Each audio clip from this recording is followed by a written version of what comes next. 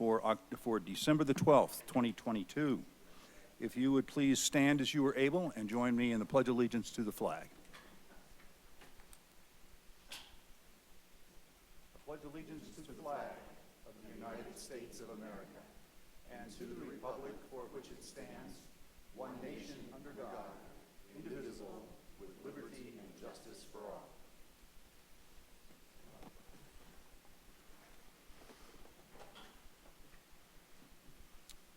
Thank you. Will the clerk please call the roll of the members?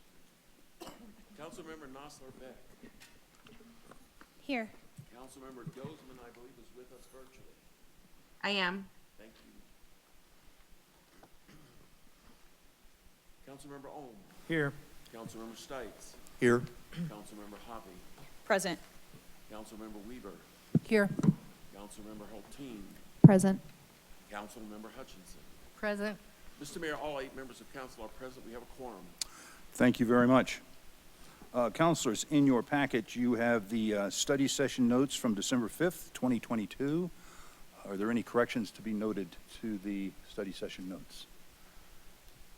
And seeing none, we'll let those be recorded as presented with our thanks to the clerk. Any changes to be noted in the agenda? Seeing none, we'll move with the agenda as published. We are, let's see, we have several proclamations, and I will go to the podium.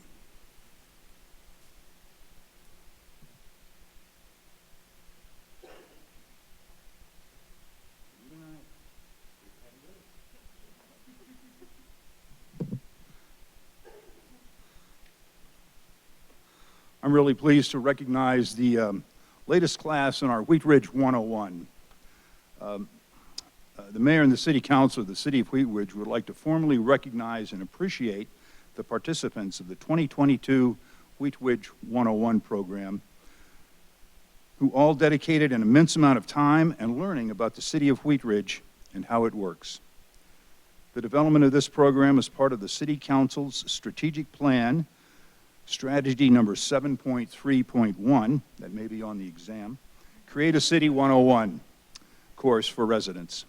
This 7-week program was developed with Local Works and is designed to share detailed information about how the city of Wheat Ridge works and to discuss strategies for effective community engagement. The participants who successfully completed the 2022 program are the following, and as I call your name, would you please come up here? We've got a certificate for you and another little goodie bag, and then we're going to take a picture in front of the council. So we will start with Kay Betts. And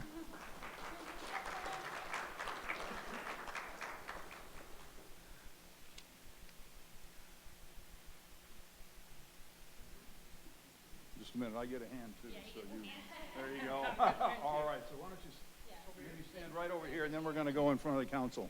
Okay, we've got Jamie Berkey.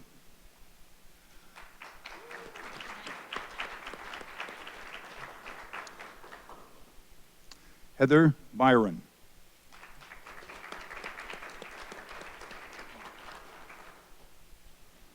Clint Carlson.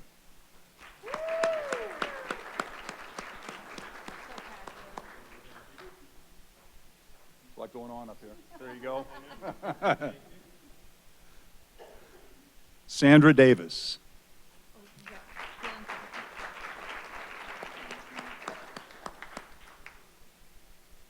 How are you? Good. We've got Caitlin Coleman.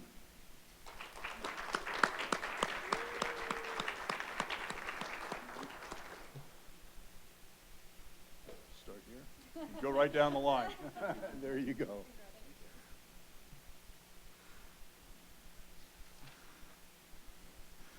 Dan Grave.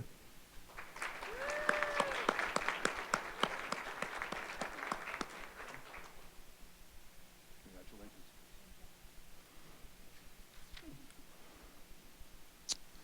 Barbara Gross.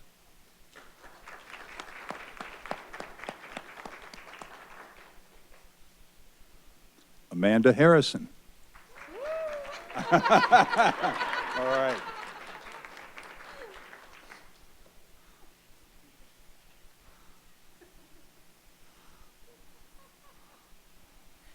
Lila Newton.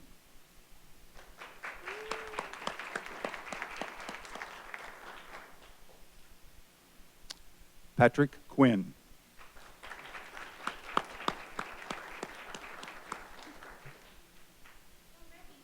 There you go.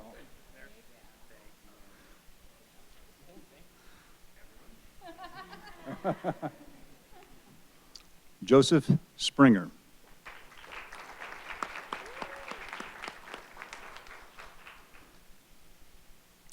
Andy Sulak.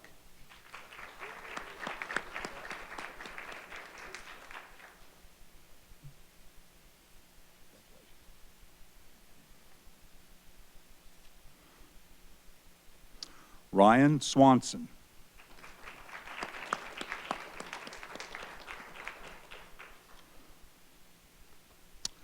Candace Tomlinson.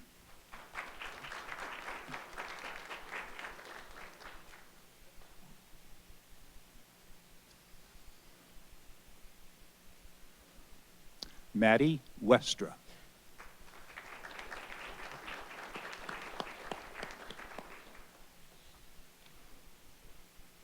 And Amy Young.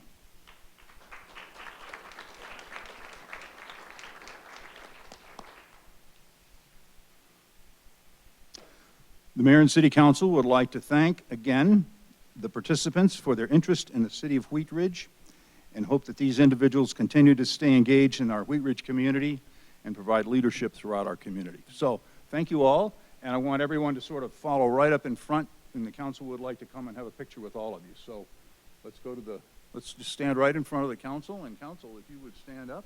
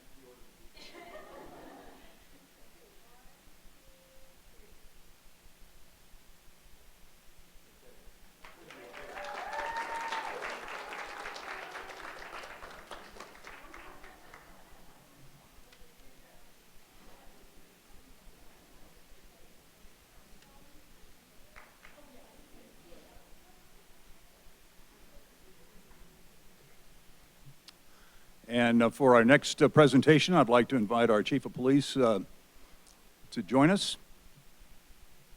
Chief Chris Murtha. Chief? That's all right, you need him. Thank you, Mr. Mayor, Council. Again, I come before you tonight with the latest group of new employees for the Wheat Ridge Police Department. I'm always proud to present the folks that have committed to take a much greater share of responsibility for society to you, so you can get to know the people that are going to do the work in our community. Past Thursday, 3 of these folks were sworn in as a result of successful completion of the Lakewood Jefferson County Regional Academy. We have a 4th person here who actually went through the Arapahoe Community College program, paid his own way, and we were lucky enough to have a connection on our police department that convinced him to come over and talk to us about employment here. So I'm going to ask them all to come up right now. Latoya, Sean, Connor, and Armand, right here, please. If you will indulge me, I'd like to introduce them to you by way of a quick bio, and then have them introduce themselves very quickly. And tonight, at the end of that, because three of our members were sworn in after successful completion of the academy, and one of them was not sworn in, we'd like to swear in Armand at the end of that tonight in front of this council and the citizens of Wheat Ridge. And I think that's always a special moment for people to stand up there and take the oath of office. So just indulge me for a minute. our first new employees, Latoya Hill. Latoya, raise your hand if you haven't figured out who Latoya is. Latoya is 45 years old and originally from Houston, Texas. She attended the American Military University and graduated with a bachelor's degree in psychology. Latoya has a total of 13 years in the Army. She worked in Iraq, Kuwait, and Afghanistan as a civilian contractor for a total of 7 years, and then was deployed in what she called a vacation to Kuwait. Latoya has been married for 14 years, and they have a grown son and daughter who are both out of the house. And she was emphatic that tonight I remind everybody that her son is in the military and her daughter is a medical professional, and her and her wife are very proud of the outcomes of their two children. She enjoys spending time with her wife, working out and boxing. Don't fight her, counselors. She also loves, yeah. Maybe now is the time if you think you've got a chance. She loves to watch basketball, boxing, and UFC, and I'll let her say a few words before we move on to our next candidate. Good evening. My name is Latoya Hill. Like you said, I'm from Houston, Texas. I've been in Colorado a total of 5 years, and the reason I picked Wheat Ridge was I came here with my wife on family night, and like I was telling Chief, I was totally done with law enforcement. And just coming here and hearing Sergeant Saylor talk and hearing Chief talk, and I kind of fell in love with Wheat Ridge. I love the family orientation you have. It's not just, we're not just a number, because with Denver it was just a number, and here it was just people know who you are. In Denver, like our sergeants didn't even know who we were, but here it's more personal, and it's more togetherness. So that's why I fell in love with Wheat Ridge, and that's why I'm here.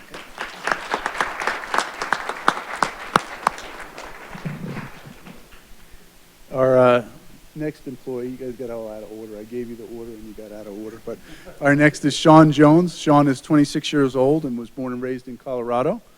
He received his bachelor's degree in biology and a minor in secondary education at Metro State University of Denver. So you know he's smart enough to be an employee here.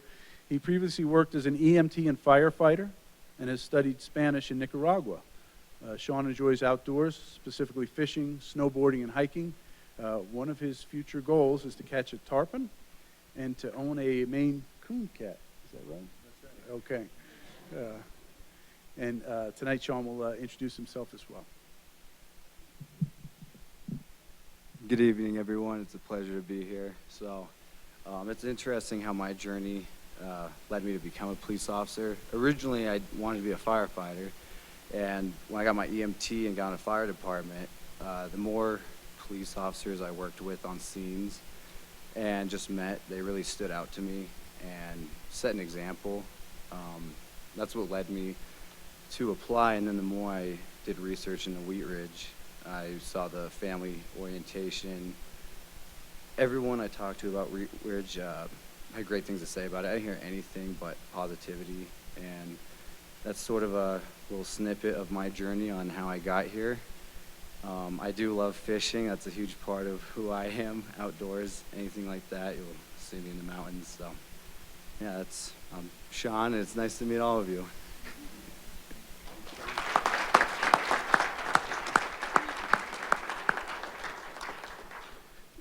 So apologies to any firefighters, but when firefighters come over to the police department, we often say, you turned in your pillow for a job, and we appreciate that. So thank you for being part of the real world. Our next is Connor Lorette. Connor is 22 years of age. He's originally from Littleton, but currently resides in Broomfield. He earned his bachelor's degree in criminal justice from Colorado State University. Connor is currently engaged. They have a 9-month-old puppy. So not from the marriage, I guess, but he enjoys playing video games and soccer. His favorite soccer team is FC Barcelona. Connor is a very intelligent individual, and if you get him talking, he may not stop. So we'll get him up here for just a minute. Connor? Good evening, everyone. So my first contact with law enforcement was actually when I was 4 years old. I called the police on my sister for not brushing her teeth. The cops that came to my door were very nice, and they taught me what 911 is supposed to be used for. And ever since then, I went on a bunch of ride-alongs all through high school, and that just kind of solidified that this is definitely what I want to do.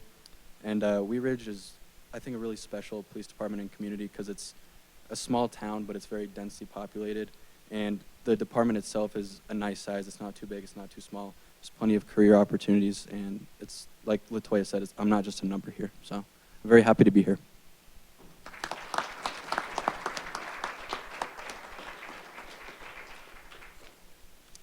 And last but not least, Armin, Officer Armin Akbulet. Thank you. Joined Wheat Ridge Police Department in October. He is of Turkish descent. Turkish is his first language, actually. He's 29 years old and was born and raised in Long Island, New York. Forgive me, but for those of you who haven't detected my Long Island accent, I am also from Long Island, so I was skeptical about whether or not we could have that many Long Islanders in Wheat Ridge. But so far it's worked out. He does not have a background in law enforcement, but he spent almost 15 years in the restaurant industry serving, bartending, and managing staff. He enjoys hockey games, working out, and cooking with his girlfriend, who I believe is here tonight. Hello. He looks forward to spending a long, prosperous career here in the city of Wheat Ridge, and he thanks us all very much for having him. Armand, keep it brief. All right? How's everyone doing? I'm Armand Akbulet. I know it's a little hard to say. As she mentioned earlier, I am from Long Island. He's actually familiar with the hospital that I was born in and the high school I went to, so on and so forth. But as he said before, I'm super grateful to be here. I joined the city of Wheat Ridge specifically because it's a smaller size department compared to, say, a sheriff's office, right? It's a little bit stronger camaraderie. You get to kind of know the people that you work with and you serve on a day-to-day basis. Wheat Ridge specifically, this city, it's going to be a city that's outside of a major city, right? So I like the fact that it's a culture I can relate to, like back at home. Long Island sits outside, Brooklyn and Manhattan, all that. So it felt right for me, and so far it's amazing. I love the people I work with, and I love the people I get to serve. But thank you again for having me. Thank you.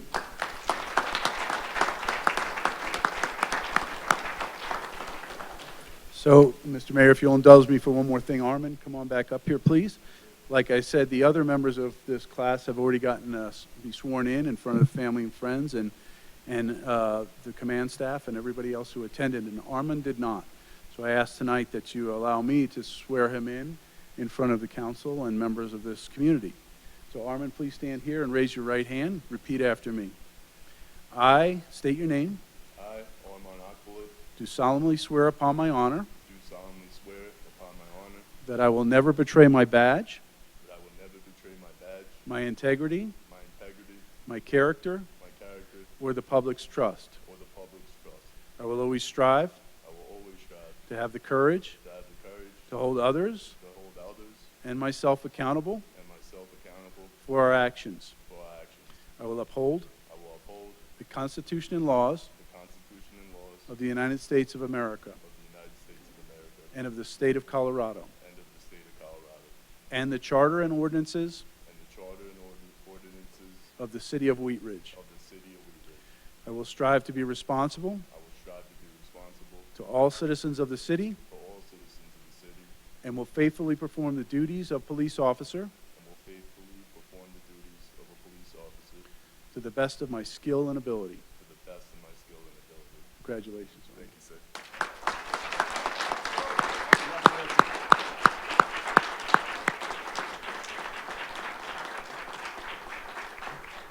In closing, I would just like to say that completing an academy almost 6 months is a feat in and of itself. Not everybody gets to do that.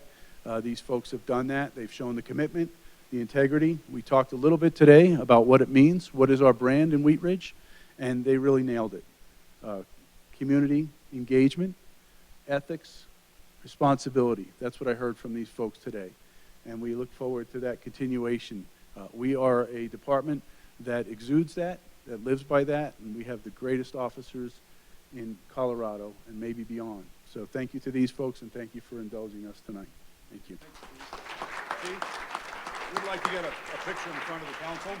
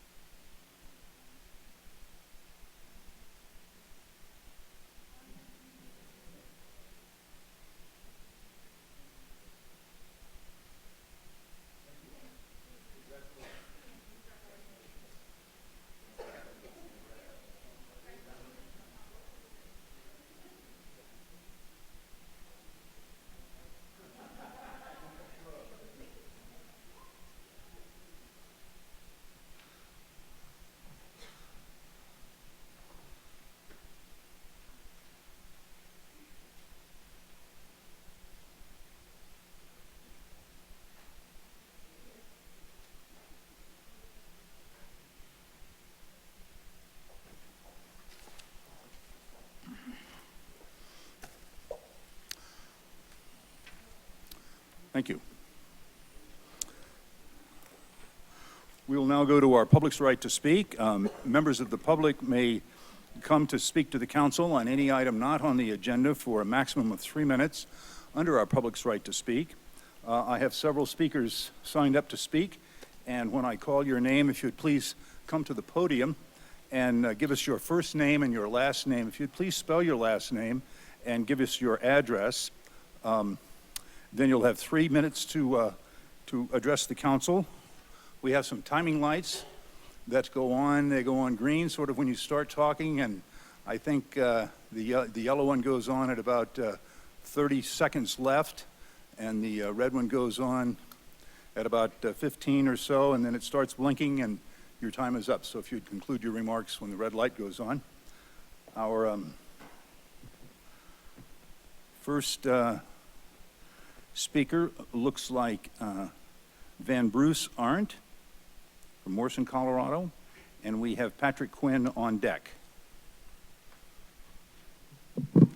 Hello, Van Bruce Arant, A-R-R-A-N-T, Morrison, Colorado.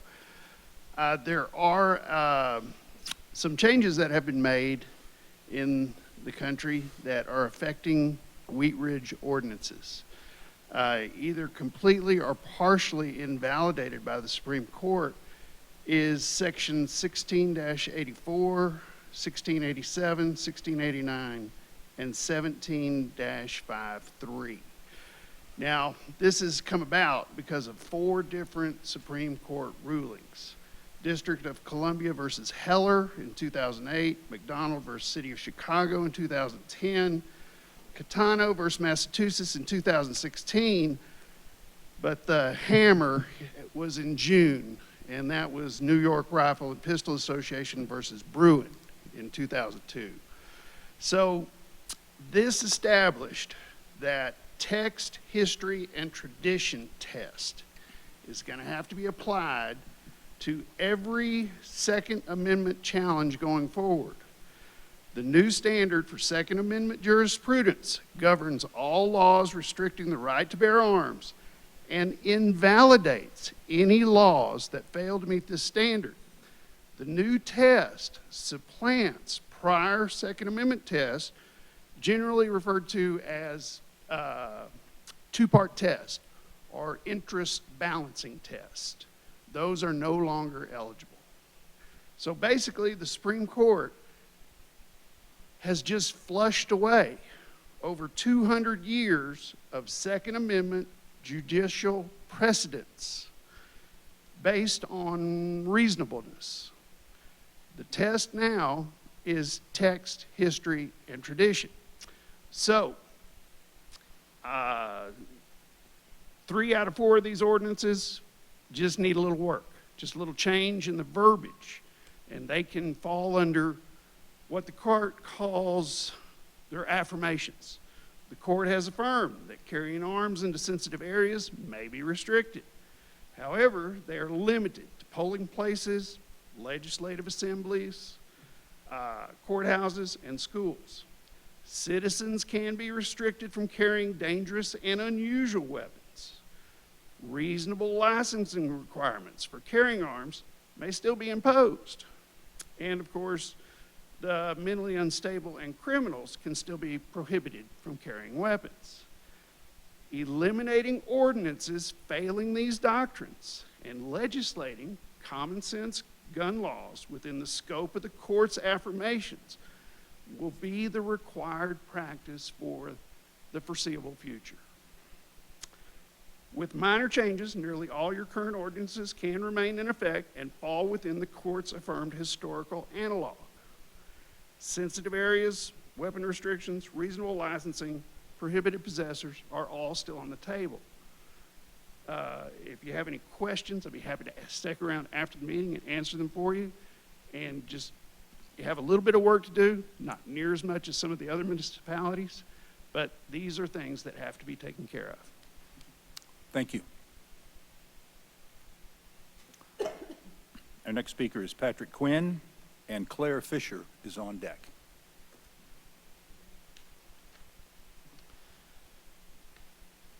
Patrick Quinn, Quinn. I reside at 3995 Moore Street. Good evening, Mayor Stryker. Mayor Starker. I already screwed. I need to start over. It's okay. Yeah, you're going to throw me out now, right? Good evening, Mayor Starker, City Council, city staff, and guests. I rise tonight in support of and appreciation of the Wheat Ridge 101 program. It was a very eye-opening experience to get a behind-the-scenes look at all the different departments, divisions, and people within our city government. As the former president of IBW Local 111, I have worked with state and local legislators on behalf of the membership and have an appreciation for that behind-the-scenes work. But this class exposed me to an entirely different perspective. Marianne and her team have gone over and above creating this program and deserve a big round of applause for their hard work and dedication that went into the development of Wheat Ridge 101. Thank you, Marianne. As part of the program, we were introduced into to Local Works, the diverse community introduced to the diverse community programs and organizations through a speed networking exercise. That was pretty intense. We had an overview of the structure and flow of the city government and the giant budget of the city. Yay, budget, Allison. I think we have a new appreciation for our public works team and their staff for all they do, and I would like to congratulate our snowplow truck drivers who competed and placed very respectively in the truck driver rodeo. Along with our public works and engineering, I had a great interest in the planning, zoning, and economic development module, as that directly pertains to my career as an Xcel Energy designer and planner. It was exciting to meet my counterparts within the city. During our Parks and Rec module, we even got to dissect owl pellets. Now, if you don't know what an owl pellet is, it's owl vomit. And we got to take it all apart and see what they eat. That was kind of very interesting. And in our last module, exposed our group to the inside of our police department and officers. I can say I'm very proud of our department, and even more so tonight after seeing that, what I saw tonight, and have a greater admiration and understanding of what those officers go through on a daily basis. And I was killed in one of the exercises. I didn't make the shoot or don't shoot. So I'm glad Chief Murtha didn't make me an officer. It was exciting to see the support of the various departments within the city here and their staff, as our class was very interactive and we had a lot of questions and comments. The program has caused me to become more involved in my neighborhood, in the 3rd District, and with the city. It has inspired me to apply for some positions in the various boards and commissions, and you might even see my name on a future ballot. I want to thank the council, mayor, and staff for funding this program, and I ask that it continues, and we even expand this to Wheat Ridge 102. Thank you for your time. Thank you very much. Our next speaker is Claire Fisher.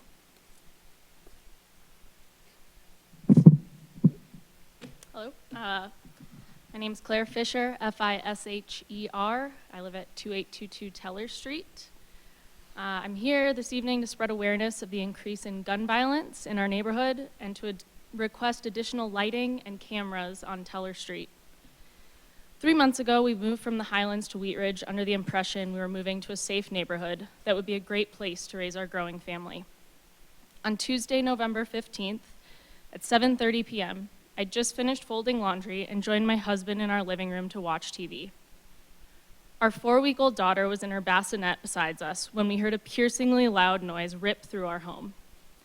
Within seconds of my husband going upstairs to investigate, he yelled for me to grab my daughter and get to the basement as he found a bullet hole through our front window, across the stairs, and into our laundry room, exactly where I'd been standing less than 5 minutes prior, and finally lodged in the tile of our bathroom in the next room.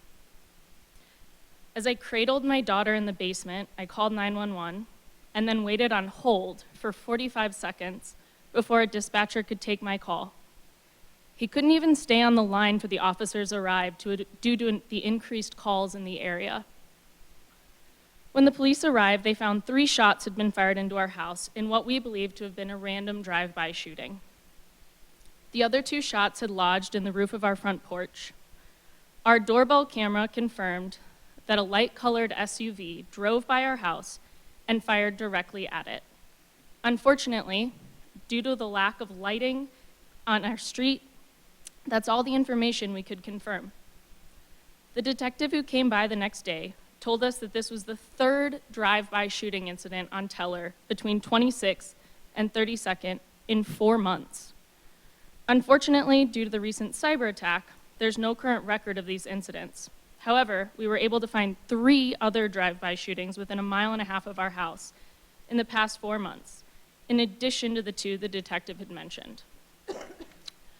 I do want to thank the officers and Detective Slavsky. They all seemed incredibly genuine in their concern, but also increasingly frustrated with what's happening in our neighborhood and the lack of resources to solve these crimes. We were told that it's extremely difficult to find these criminals as the cars are often stolen and the guns change hands constantly. But even when they do catch these thugs, they're only receiving probation. Probation for a crime that 5 minutes earlier would have resulted in my death. Probation for a crime where if just one of those shots had been a foot lower, you could easily be speaking to a mother who just lost her child. We've been told that lighting and cameras have helped to reduce this type of crime in other neighborhoods. Now, I understand that we can't solve this horrific crime epidemic tonight, but we can agree to place cameras and more streetlights on Teller and other through streets in Wheat Ridge to help identify these criminals and deter them from committing these crimes in the first place. As you deliberate this request, I ask for you to think of your children and significant others. It's only a matter of time before this happens 5 minutes earlier or 1 foot lower. Please don't wait for a grieving mother or widowed spouse to make a change. Thank you. Thank you. That's all of the people that I have signed up to speak. If you are here in City Hall, you may come to the podium and speak now on the public's right to speak. Or if you are online, you may raise your hand and we will bring you into the meeting to address the council. And I'll ask our clerk if anyone has raised their hands and would like to speak online. Okay, and no one has come forward at our meeting tonight, so we will close our public's right to speak. Yes. Okay. Okay, Ms. Robinson, if you would please unmute yourself and give us your first name and last name and your address, then you'll have 3 minutes to address the council. Hi, this is Margaret Robinson, 4 Hillside Drive in Wheat Ridge. I am speaking on two issues, your first two things on ordinances. One is the bill number 19, 2022, addressing race and religion-based covenants on title, and hoping this is a no-brainer and that you will. Ms. Robinson, that, we will take public comment when that comes up for the public hearing. So if you'd like to have your comments included in the public hearing, that's the appropriate time to address that one. Okay, thank you. And if there's we'll have public comment on all of the public hearings and items on the agenda, but this is for items that are not on the agenda. Do you have other topics you'd like to discuss with us that are not on the agenda? Happy to hear from you. Okay, it looks like she will join us later on, so unless there anyone else with their hand raised, Mr. Clerk? No, Mr. Mayor. Okay, thank you very much. Then we will go to our agenda item number 1. Councilor Hoppe, would you please introduce this item? Thank you, Mr. Mayor. Council Bill number 19-2022, an ordinance amending Article 4 of Chapter 26 of the Wheat Ridge Code of Laws concerning requirements for final subdivision plats, and in connection therewith addressing race and religion-based covenants on title. At issue, this ordinance amends the city's land use code to require that a plat note be affixated on re-subdivisions of property, advising that race and religion-based covenants on real property are illegal and unenforceable. Thank you. This is an ordinance on second reading. It is a public hearing. It is not quasi-judicial. I'm going to open the public hearing. And Ms. Scheck, do we have a staff report on this item? We do. Mr. Dahl will provide some comments here. Thank you. Thank you. Mr. Dahl. Yes, thank you, members of council, Mr. Mayor. You have seen this ordinance already on first reading, and this ordinance is really a part of the city's broader effort on race and religion.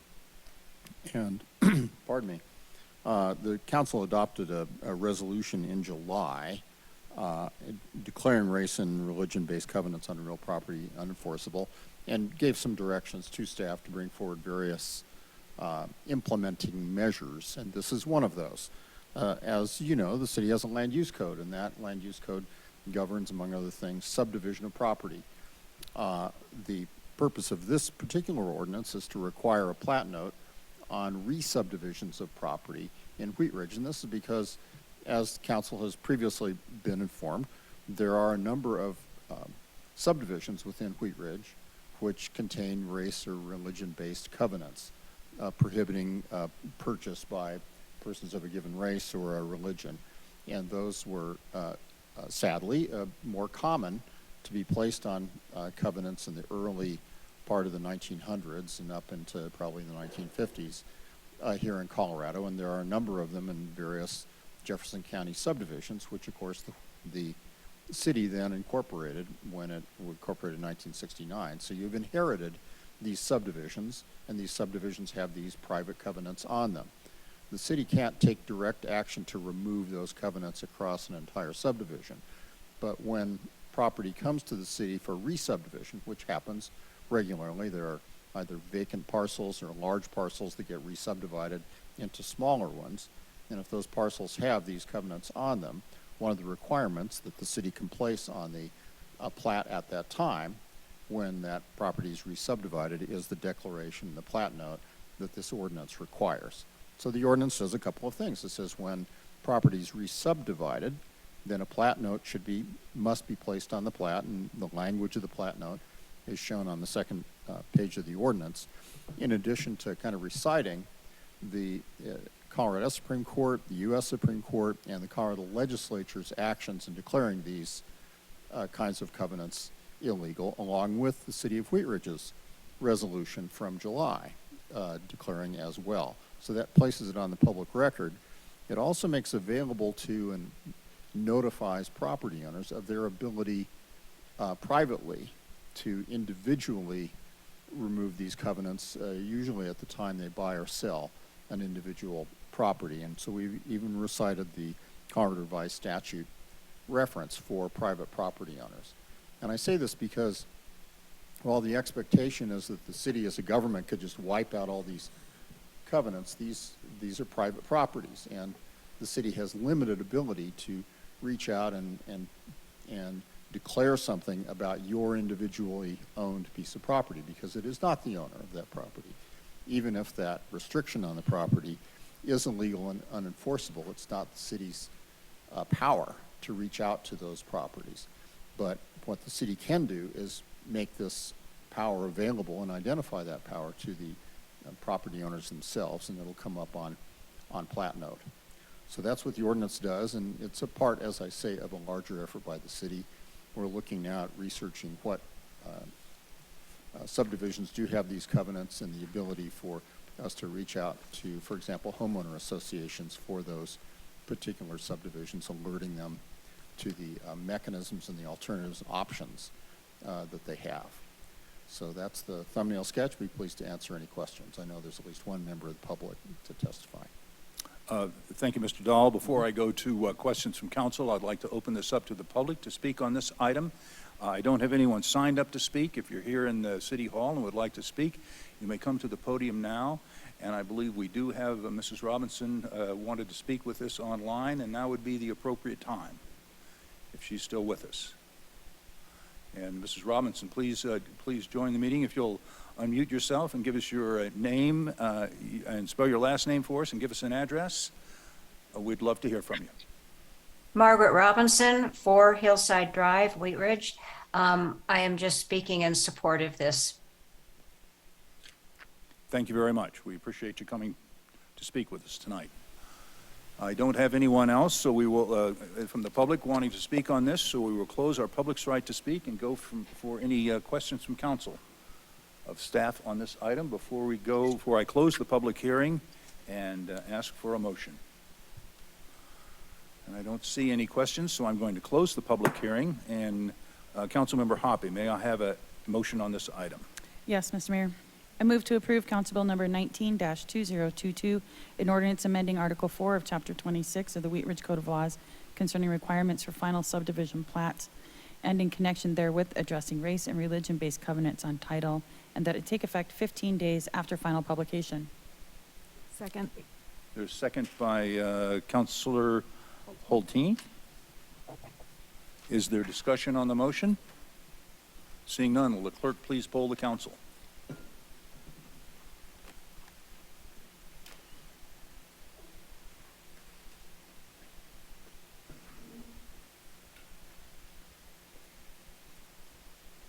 Mr. Mayor, as soon as Councilmember Nasselbeck hits the right button, the motion will have passed unanimously.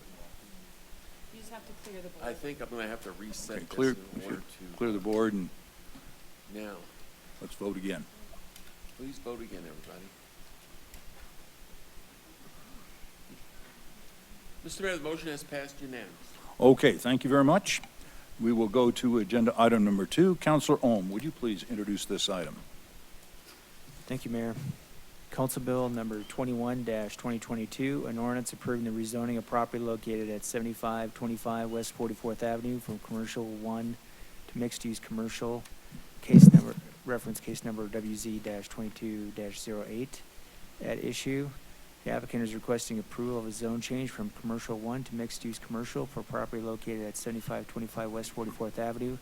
The zone change will result in a zoning that matches surrounding zoning and enables redevelopment of the site by expanding permitted uses.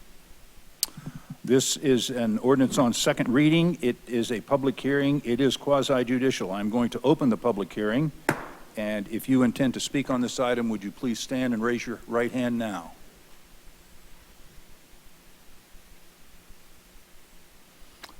Do you swear or affirm that the testimony that you will give will be the truth as you understand it?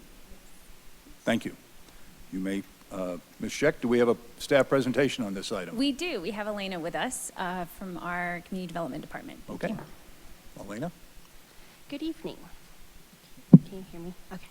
My name is Elena Olivas Loera, and I'm a planner with the City of Wheat Ridge Community Development Department. I'm presenting case number WZ-2208, which is a request for approval of a zone change from Commercial 1 to mixed-use commercial at 7525 West 44th Avenue. I would like to enter into the public record the contents of the case file, the zoning ordinance, the comprehensive plan, and this digital presentation. The property is within the City of Wheat Ridge. All appropriate notification and posting requirements have been met. and therefore City Council has jurisdiction to hear this case. The subject property is outlined in red.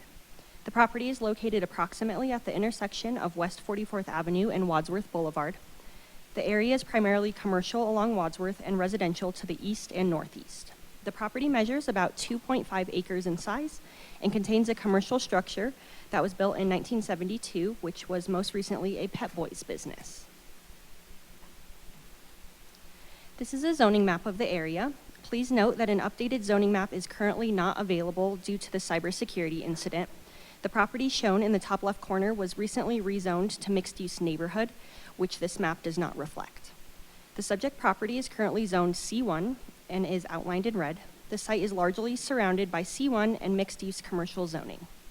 To the northeast, the site is adjacent to Residential 2 zoning, which is a city-owned parcel containing the Apel-Bacher Park. Other surrounding land uses are non-residential in nature, including a propane business, the former Bank of the West, now owned by the city and functioning as a construction office for the Wadsworth Improvement Project, and the office building owned by the applicant, Foothills Regional Housing. Recent development projects in the area include Town Center and Town Center North apartments to the southeast at 44th and Vance. This is a view of the subject property looking east from Wadsworth Boulevard. It is a 26,600 square foot commercial structure with parking.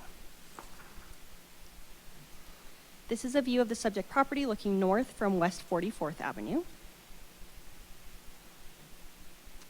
The applicant intends to rezone the property to allow for a wider range of uses and to align the property zoning with the city's comp plan, the Wadsworth Corridor sub-area plan, and other properties on the corridor. Should the zone change be approved, the applicant intends to redevelop the site for a multi-unit housing building. The current C1 zoning is reflective of long-standing commercial uses in the city.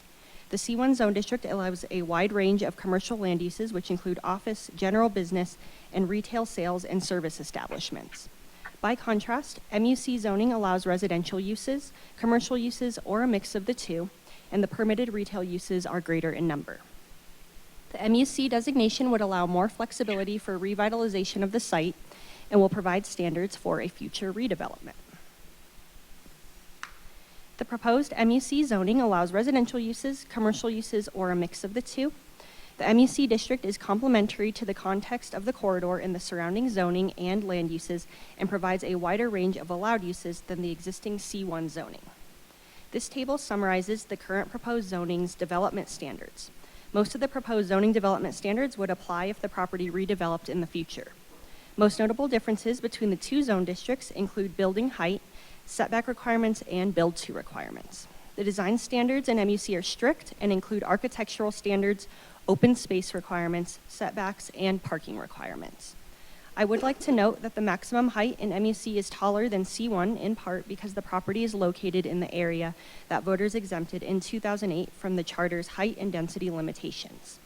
That means that a single-use building can be up to 4 stories or 62 feet in height, and a building that is vertically mixed use can be up to 6 stories or 90 feet in height. As a requirement in the zone change process, a neighborhood meeting was held on November 23, 2021 in a virtual Zoom meeting setting. 5 people attended the meeting and did not have any concerns. Because Wheat Ridge is not a full-service city, we sent the application on referral to outside agencies, including fire, water, and sanitation, as well as completed an internal review. We did not receive concerns or objections from outside agencies. Before the hearing, the property was posted for 15 days, and letters were sent to property owners within a 600-foot radius. The Planning Commission recommended approval of the request on November 3, 2022. Staff received 3 comments on Wheat Ridge Speaks from members of the public prior to this hearing, which were forwarded to City Council for review. We use several criteria to evaluate zone change requests, which include consistency with the comprehensive plan and other applicable plans. Staff believes that the proposed MUC zoning is consistent with the policies and goals in the city's comp plan and the Wadsworth Corridor Urban Renewal Area Plan. The property is identified as a neighborhood buffer area and is along a primary commercial corridor within the structure plan, a designation used for existing commercial areas and which calls for the promotion of reinvestment in properties and the promotion of a mix of neighborhood supporting uses, including residential use and office use.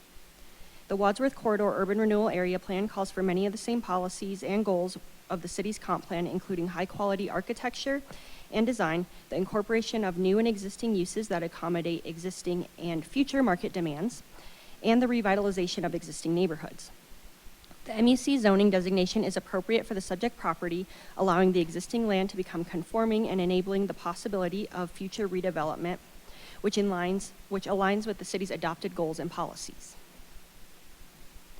Ultimately, staff is recommending approval of the request for the following reasons.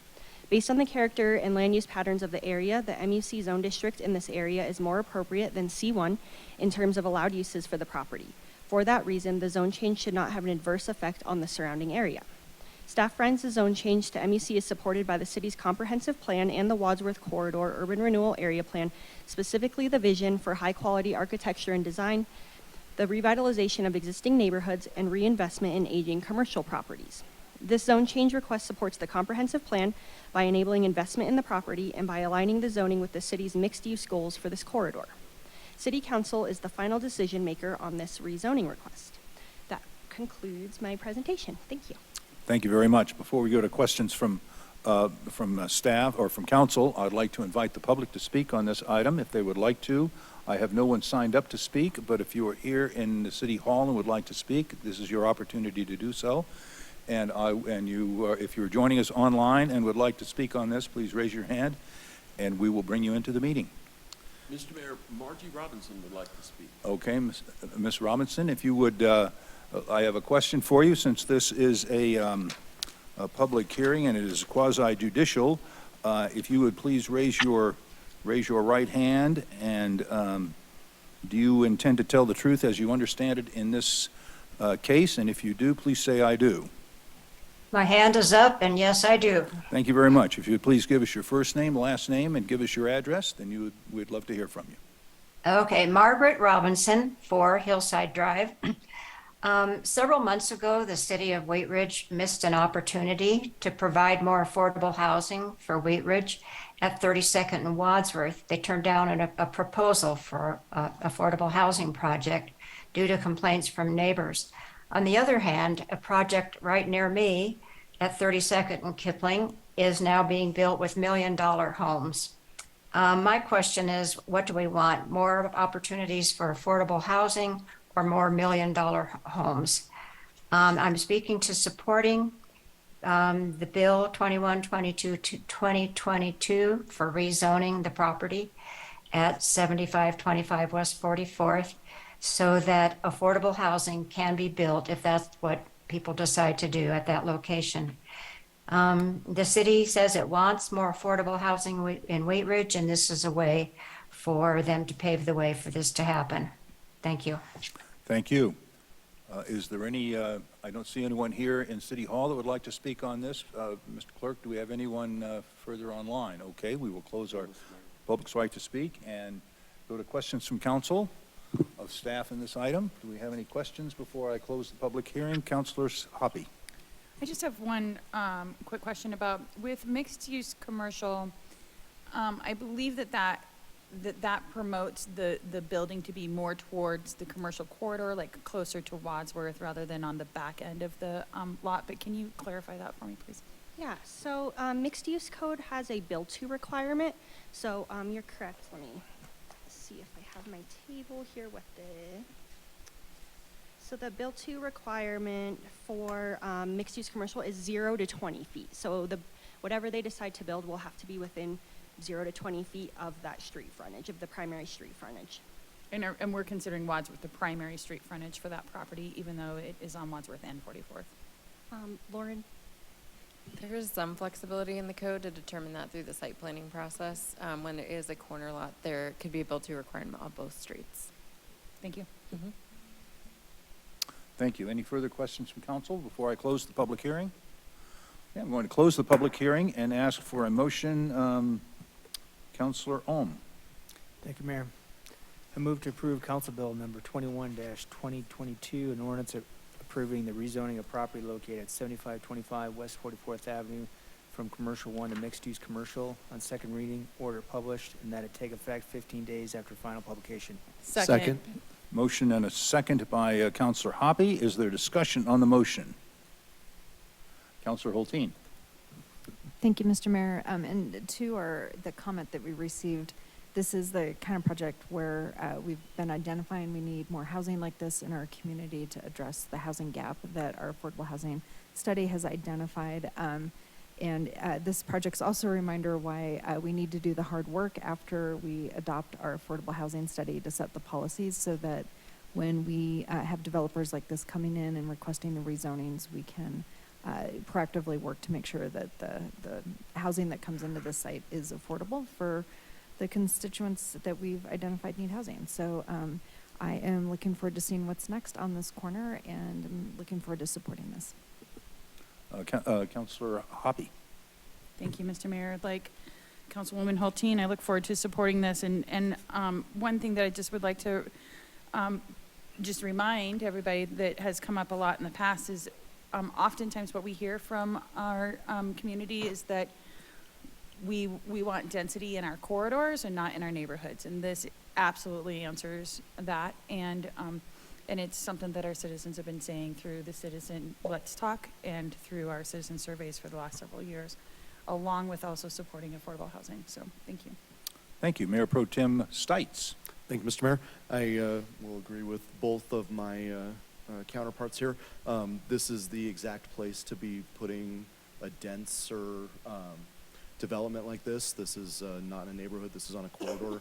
This was identified during the neighborhood revitalization strategy, the comp plan, everything, that this is a place for this sort of project. And I think that it meets many of the needs that we're looking for with our affordable housing study. So this is definitely something I'll be supporting. Thank you.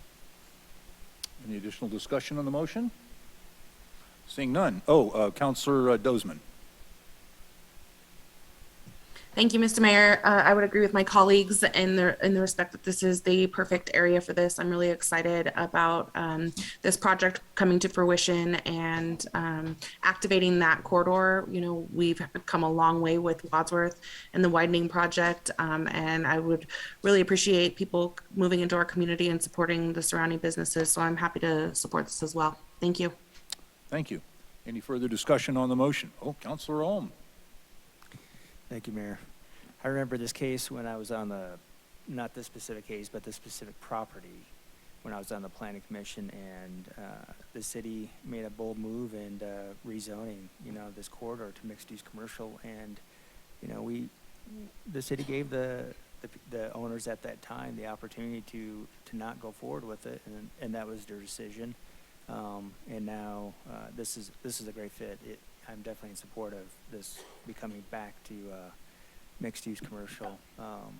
Definitely in support of any affordable housing, especially on these corridors. Mm-hmm. Thank you. Thank you. Any further discussion? Counselor Hulteen. Since we're piling on all the things on this property that we're excited about in a policy arena, one thing we haven't talked about here, but RTD is actually updating its service plan, and that service plan optimization is actually going to increase the frequency of the Wadsworth and the 44th bus service on that property.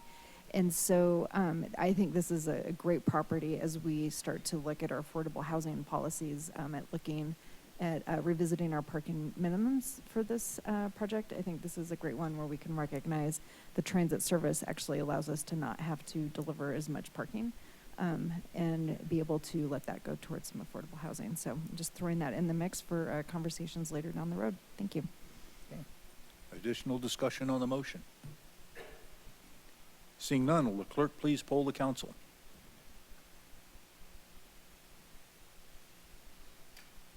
Mr. Mayor, the motion has passed unanimously. Thank you. We will go now to agenda item number 3. Councilor Weaver, would you please introduce this item? Thank you, Mr. Mayor. This is Council Bill number 22, 2022, an ordinance amending the Wheat Ridge Code of Laws to permit composting under prescribed conditions. At issue, the City of Wheat Ridge's municipal code includes a definition of nuisance in section 15-25, which could be interpreted to prohibit composting. The purpose of this ordinance is to clarify existing language on the municipal code to allow for composting. Thank you very much. This is an ordinance on second reading. It is a public hearing. It is not quasi-judicial. I'm going to open the public hearing. And Ms. Scheck, do we have a staff presentation on this item? We do. Mary Hester is with us, but first I'll kick it over to the assistant to the city manager, Mary Ann Schilling. Good evening. We have Mary Hester tonight, our sustainability coordinator, and she is here to speak to this ordinance on second reading. Okay, Ms. Hester. All right, thank you. And good evening, Mayor and Council. Thank you for having me tonight. Tonight I will be discussing composting and a couple of proposed code amendments to Chapter 15 of the Municipal Code that would make this an allowed activity within the city. So I'll begin the presentation by going over the purpose and intent of the proposed code amendments, the background and prior action on this topic. Then I will summarize the proposed code amendments and end with staff's recommendation. So the purpose of tonight's presentation, the intent of our proposed code amendments is to provide clarification within the code so that composting would not be considered a nuisance under the scope of Chapter 15 so long as it is being properly performed and not otherwise creating nuisance conditions. Going into the background and prior action on this topic was initially raised by Councilmember Hulteen at the July 11th City Council meeting. And then at the September 26th study session, staff presented proposed code amendments that would amend Chapter 15 to define composting and make this an allowable activity. Council provided feedback to staff at this meeting as well as consensus for staff to come back and bring an ordinance, and that was passed unanimously on first reading on November 28th. And so to summarize the proposed code amendments to Chapter 15, staff is proposing to amend Section 15-4, which covers definitions, to add definitions for compostable materials and composting. And Council, as you may recall, this is the language that was presented at the September 26th study session, and these definitions have not changed. Staff is also proposing to amend Section 15-25, which addresses unlawful activities. Items A and C to exempt composting from being considered a nuisance activity. And since the September study session, this language has expanded to add that composting should be done within a segregated area of a property, that it should contain alternating layers of plant and organic materials. And then the language pertaining to attracting pests and other nuisances was modified to reference objectionable instead of miscellaneous conditions based on feedback from the study session. And so lastly, staff does recommend approval of this ordinance, and that concludes my brief presentation, and I'm available for any questions that you may have. Thank you very much. Before I go to questions of council, I would like to invite the public to speak on this matter. I don't have anyone signed up to speak, but if you are here in the hall and would like to speak, you may do so now by coming to the podium. If you're joining us online, we'd be happy to have you speak at the meeting. If you would raise your hand, we'll be happy to bring you into the meeting. I'll ask our clerk if anyone has raised their hand. No, sir. Okay, and I don't see anyone coming forward to speak, so we'll close our public's right to speak and open this for questions from council.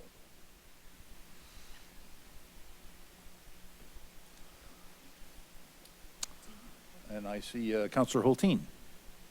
Thank you, Mr. Mayor, and thank you, Mary, for bringing this forward. This is exciting to see this on the dais. I do have a question, and this is just inspired by my own yard. So I actually have like a rotating composting bin. So it would qualify under segregated, but it's because it's a rotating contained bin. There's no alternating of materials in it to use it correctly. And so technically under this, my composting would not qualify. And I know that this is not going to be a nitpicky thing, but I'm just wondering like how those type of like rotating bin composters are considered under this. Yes, that is a great question. I might toss that over to our attorney here. That is a good question. And actually, in looking at the structure of what is proposed in front of you, the real key here is, and what we're trying to accomplish, I think, is to make certain that composting isn't considered a nuisance. So you get a neighbor, sees your activity, says, okay, that's a nuisance. In looking at the language that we put together, The one phrase that probably the exception to the nuisance violation can do without is in fact and shall contain alternate layers, maintain to facilitate. That's really telling you how to compost. And I think that's maybe unnecessary because really the purpose of this section, in fact both changes, are to make sure that composting, while recognized, isn't considered a nuisance. And the language you mentioned, or that phrase, doesn't really advance that goal particularly. I mean, it describes probably a common form of composting, but as you've pointed out, not the only one. In order to make certain that rotating bins like yours aren't considered nuisances because they don't have that alternating layer, it would be appropriate if council wishes to include as a part of the motion approving the ordinance with the deletion of that phrase, which really, as I look at it, unless staff feels otherwise, I don't think is necessary to accomplish the goals of the ordinance. So the phrase you'd want to eliminate as a part of the motion, approve the motion on second reading with following change to delete the words in section 1525A, and shall contain alternate layers of plant materials maintained to facilitate decomposition and produce organic material to be used as a soil conditioner. And you can probably just end that sentence after segregated area.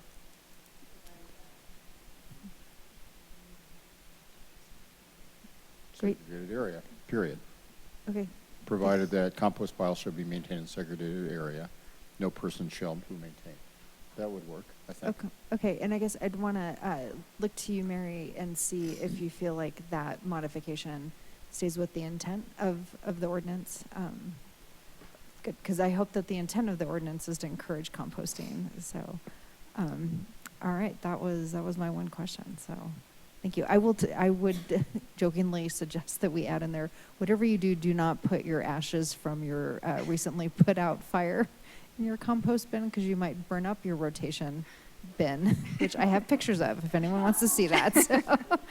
So thank you. So I will probably seek guidance on that verbiage again when it comes time. Thank you, Mr. Sure, Dahl. when it comes time, I'm happy to help with the motion. Okay, any additional questions from staff before I close the public hearing? Councilor Weaver. I just wanted to mention I am supportive of that change as well, because there are many different kinds of composting. I'm just wondering if does there need to be a definition of composting in there, since it's not just the layering or the rotating, but there's bokashi, there's all these different types of composting out there that people do, that's aerobic and anaerobic, and I'm just wondering if it needs to be a little bit an additional definition of, and composting is. We have that. You'll notice in section 1 of the ordinance, Okay. even though it's not in all caps, the form, that's enough. when you're adopting a whole new section, it's always upper and lower case. And you'll see in section 1 we have 2 new definitions, compostable materials and then also composting, which is a pretty generic definition. At least I'm no expert, but I think it covers the issue you're describing. Perfect. Thank you. Mr. Dahl, is the word discarded material necessary in that? Sometimes we use a compost starter that's not really a discarded material, but we put it in our compost pile. Are you looking in Section 1 in the definition of compostable materials means discarded materials. Discarded materials. Well, the discarded materials collected for the purpose of being composted. So not just, for example, cinder blocks are discarded, but they're not being, we assume. Okay. I think both elements, the discarded is modified by for the purpose of composting. So I think that's Good. sufficient. Thank you. And like any other ordinance where you're entering an arena that the city hasn't had a lot of experience with, just like any other land use code change, in a year or two, we may well find we need to fine tune. And so to the extent this causes some kinds of problems or we need to accept other things, we can do that. And while we probably have a long history of composting, we don't have a long history of regulating composting. Exactly right, yes, Good. thank you. That's Any, exactly right. any further questions or before I close the public hearing and ask for a motion? I'm going to close the public hearing, and Councilor Weaver, may I have a motion on this item? Didn't press the right button. I did not mean to vote on that. Okay, are you ready? Are you ready for me to do this? Okay. I move to approve Council Bill number 22-2022, an ordinance amending the Wheat Ridge Code of Laws to permit composting under prescribed conditions and that it take effect 15 days after final publication. Second. I'd appreciate, you can either do that motion and then we can take a motion to amend. Is that your intention? I'm sorry to That's the interrupt. intention, yeah. Sorry. Okay, and who was the second on that? Okay, Hutchinson, okay. Do we have discussion on the motion? Councilor Hulteen. Thank you, Mr. Mayor. I move to amend to change the section 2. Sorry, I only got one piece of paper here. So section 2A, which is amending section 1525 of the code. And I am amending to strike the following language from section 2, paragraph A. This is the language to strike. Provided that composting piles shall be in a segregated area and shall contain alternate layers of plant materials maintained to facilitate decomposition and produce organic material to be used as a soil conditioner. Second. Okay, we have a amendment and a second by Mayor Pro Tem Stites. Is there discussion on the amendment? Mr. Mayor? Seeing, Counselor. I have a question. Councilmember Hulteen, did you mean to strike the phrase "shall be in a segregated area"? And shall contain alternate layers. Okay. I believe you wanted the strike-through to just commence with "and shall contain." Is that correct? Correct. So Okay. I am revising my proposed amendment, and the language to strike shall is and shall contain. Sorry, bifocals are terrible with this language. And shall contain alternate layers of plant materials maintained to facilitate decomposition and produce organic materials to be used as a soil conditioner. Okay, we have a clarification in the amendment. Is the second agreeable? Yes, Mr. Mayor. Okay, so we have a clarification in the language to be struck as an amendment, and we have a second to that motion. Is there discussion on the amendment? Seeing none, will the clerk please poll the council on the amendment? Mr. Mayor, the motion is amended 8-0. All right, so then we will go back to the main motion. Do we have further discussion on the main motion as amended? Seeing no discussion on the main motion as amended, will the clerk please poll the council? Mr. Mayor, the motion has passed unanimously. Thank you. 14. Very good. We will go to agenda item number 4. Mayor Pro Tem Stites, would you please introduce this item? Thank you, Mr. Mayor. Motion to approve installation of traffic calming devices on Dudley Street between 32nd Avenue and 38th Avenue in accordance with the Neighborhood Traffic Management Program. At issue, residents on Dudley Street petitioned the city to address traffic issues on the street segment from 32nd Avenue to 38th Avenue in accordance with the city's Neighborhood Traffic Management Program, NTMP. The city met with the residents at a neighborhood meeting and subsequently devised a plan to install speed humps to mitigate traffic issues. The residents then secured a petition with the necessary number of property owner signatures supporting the installation of speed humps in accordance with the NTMP policy and are hereby seeking approval for implementation.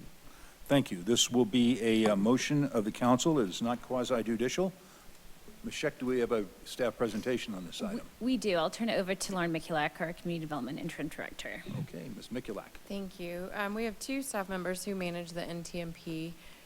So tonight in person, we have Steve Wynn, our engineering manager, who will be presenting brief set of slides. And then on Zoom, we also have with us civil engineer Jordan Jeffries.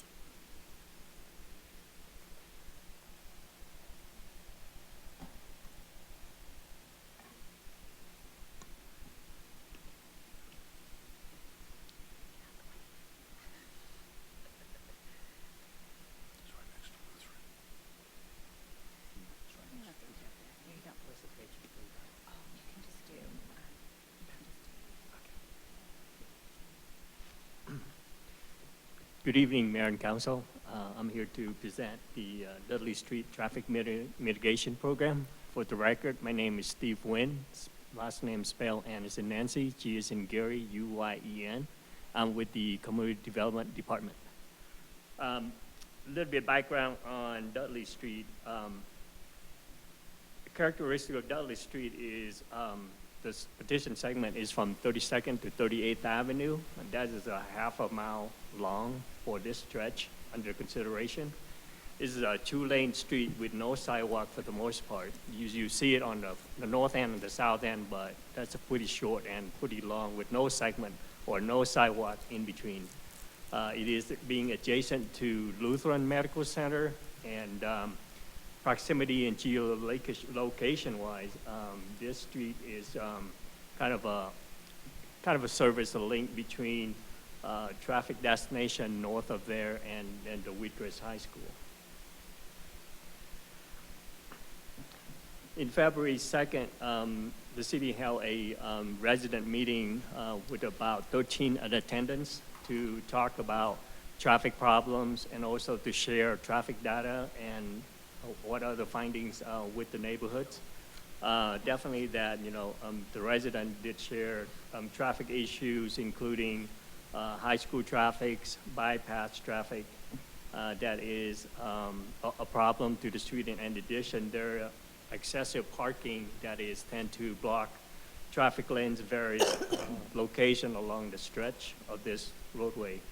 The general consensus with the resident afterward was to move forward with a traffic calming solutions. And definitely that the resident want the city to explore a variety of traffic calming designs, whether that be vertical displacement or horizontal design. With the vertical displacement, typically there are type of called speed humps that causes vertical displacement that would force a driver to slow down. For the horizontal option, certainly there's median design and chicanes that you may have seen several locations around the city. As far as traffic data, to get a sense of what this street is experiencing, we collected data, and as you can see there, the volume of this street that receive and deal with a day is about 644 cars per day. That's typically a little bit of medium to high traffic for a residential street. The 85th percentile speed is about 32.2 miles in a 25 mile per hour zone. That is relatively high for a speed for a typical residential street. And other statistics show that about 66% of vehicles exceeding about 25 miles per hour. And you can note it right there, we got a maximum speed of almost 60 miles per hour. So that kind of gives you a sense of what this street is experiencing. On the traffic accident side, which we also use for evaluations, we got about 8 reported over a 10-year span, and 4 of those are mid-block accidents. This program is really focused on mid-block speeding and related safety issues pertaining to that. There were no bicycle or pedestrian accidents reported.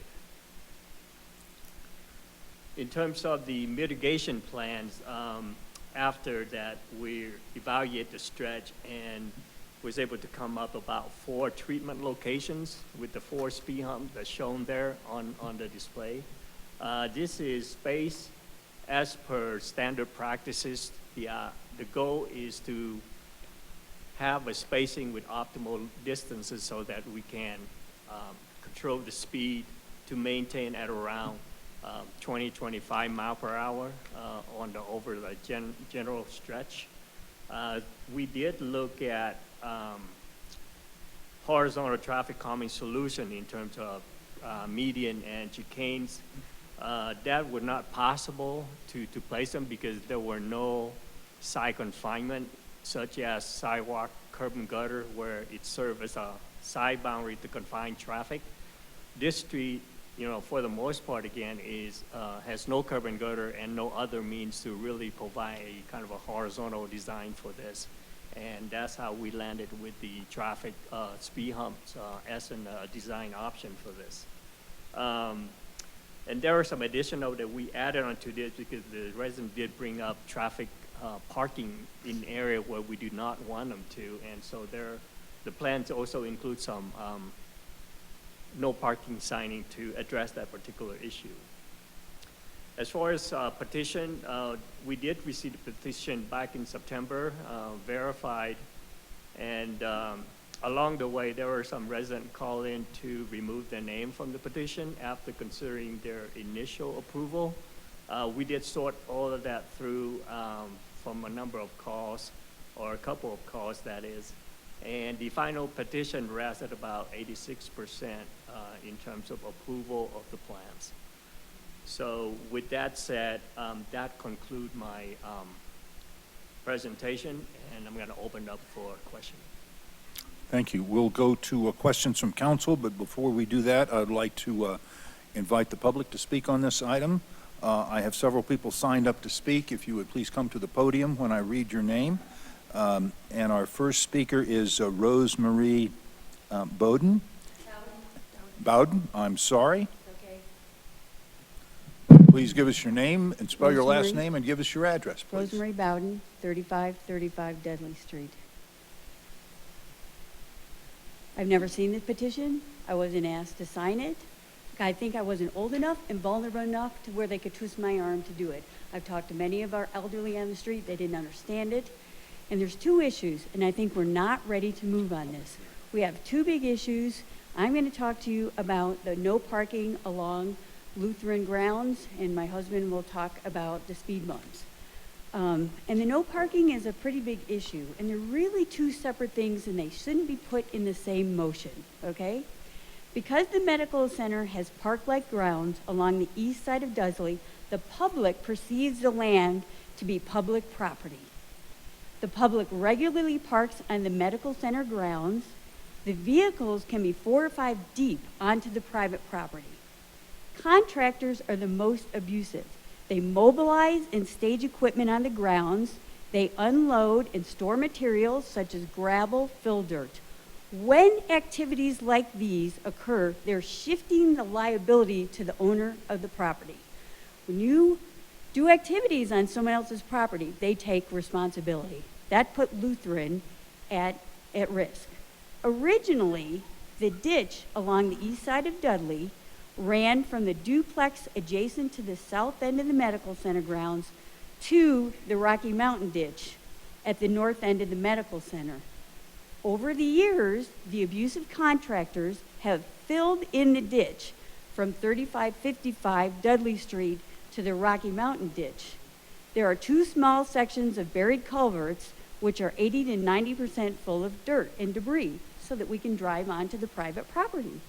What happens when the day comes if the ditch is needed to help direct an unusual amount of excess water?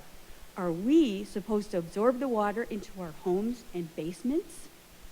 Because the ditch may be in the city easement, who is responsible for the ditch? Is it the city or is it the medical center? The second notable users of the medical center grounds for parking is the group home located at 3555 Dudley Street. The medical center grounds accommodate the overflow of vehicles from employees, from visitors, and service providers of the group home.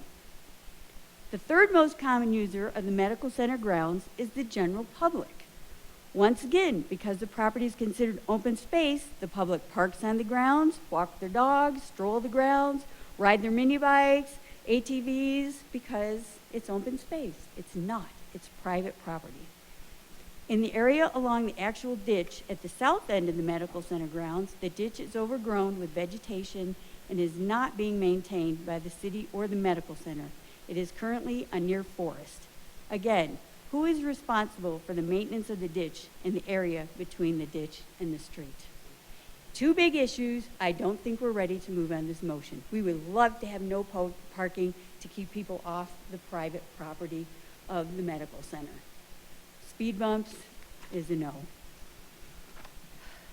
Thank you. Thank you.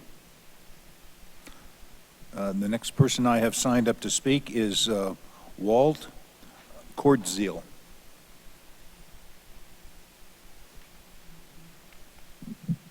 Yeah, I'm Walter Cordial at 3535 Dudley Street, and the last name's spelled Kordziel. We're not in favor of the installation of the speed bumps as a traffic calming device on Dudley Street. Dudley's obviously the area between 32nd and 38th Avenue is kind of a thoroughfare. It borders the commercial facility, Lutheran Hospital, and was designed to move the traffic. It's not a cul-de-sac. It's not an outlet street. Never intended to have the characteristics of a gated type of community. It's no different than a thoroughfare such as the 26th, 32nd Avenues, 38th, 44th Avenues. One chooses to live on the street as nature traffic comes with the territory. We feel that the speed bumps are going to inhibit some of the snow removal, damage the suspension undercarriage to some of the vehicles, lower the response time of the emergency vehicles. On the adjustment of where the speed bump locations are going to be, the speed bump is moved right in front of the group home, which has emergency vehicles all the time. Anytime one of the residents has a fall or accident, we have emergency vehicles there, and they have the speed bump right there.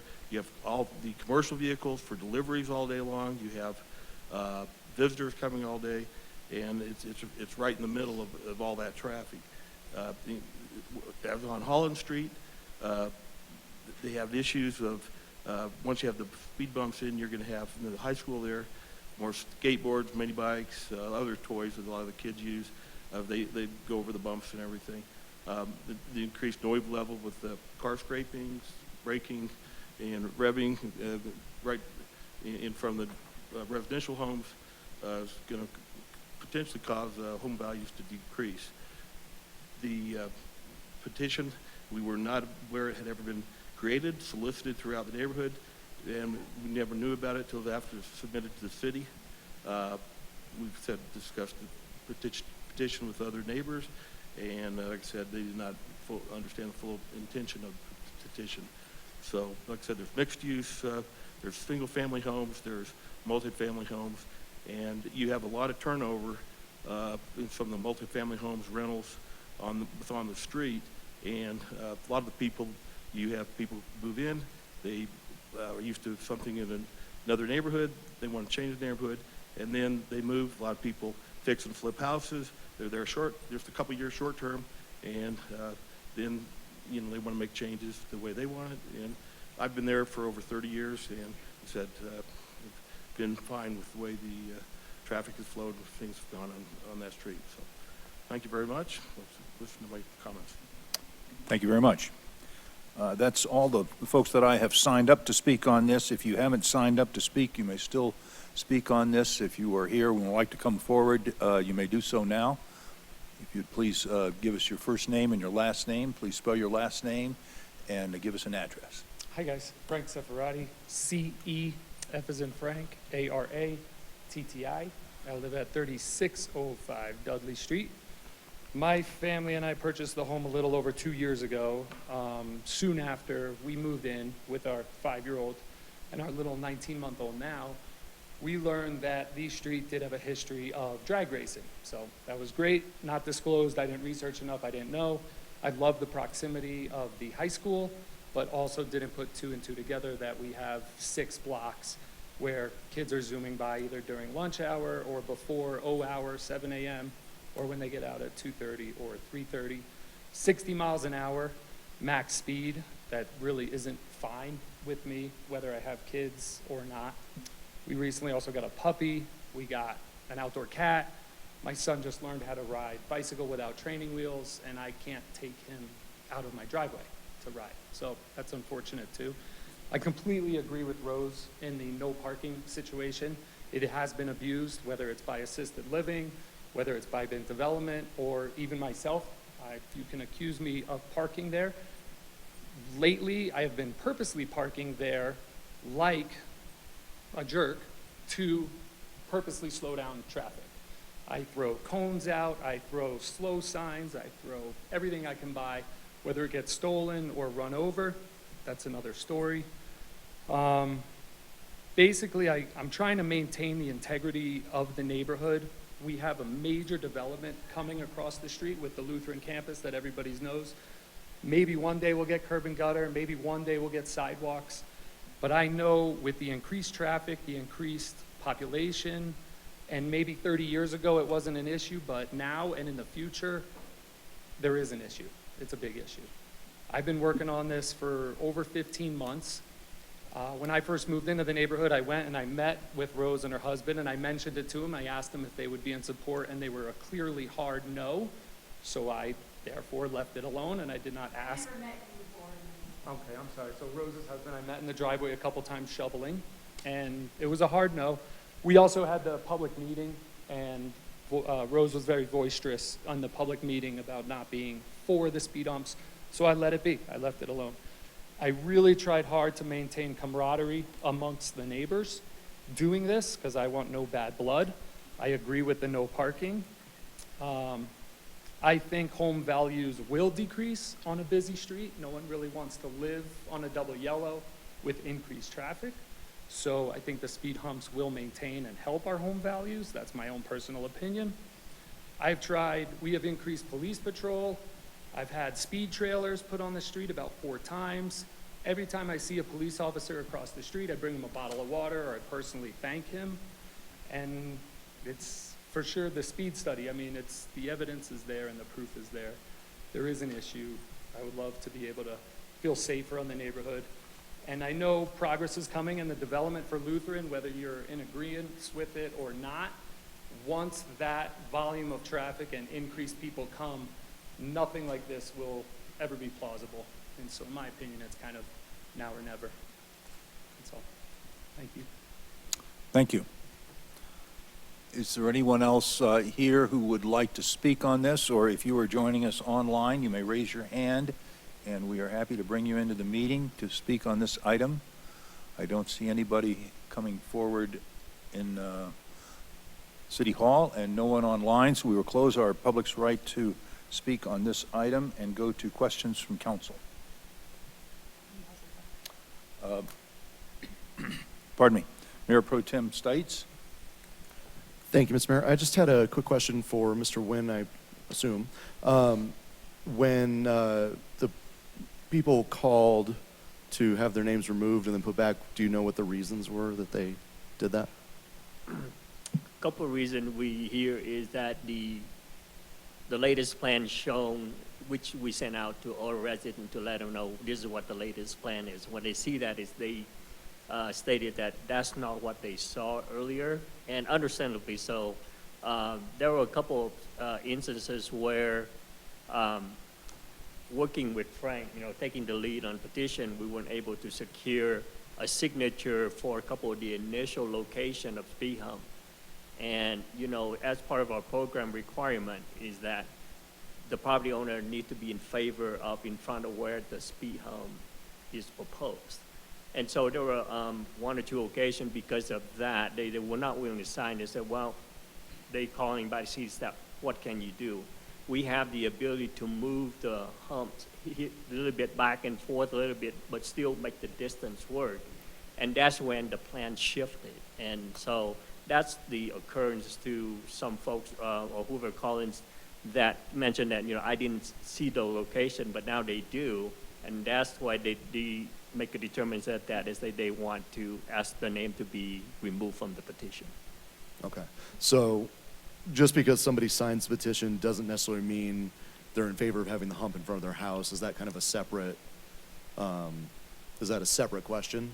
So if somebody, I'm in favor of having the petition, or I'm in favor of the humps, is a separate question than I want a hump in front of my house, right? Or is Yes. that, okay. Yes. And again, our requirement is the folks who gonna be adjacent to the proposed home have to be signing it. If they see it that they don't want it, then we have to honor that and move it, or not moving forward at all. Okay, thank you. Counselor Ohm. Thank you, Mayor. My first question is, it may be talked about, is can you explain the city's policy on this specific street for parking?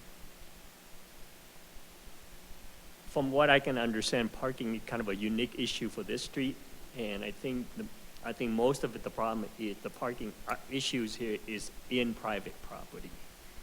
We typically dealing with parking issue on the street or within the right of way. Okay. And then, since Lutheran Hospital is considered, are they considered like a property owner for the purposes of this street? And where I'm going with this is, did they sign the petition, or were they required to sign the petition? Because they are a significant property owner. Our program interpretation, yes, they are a property owner, but program is addressing neighborhood traffic issues. So we're dealing directly with the resident who live on the street that expressed the issue and problem that we solved with.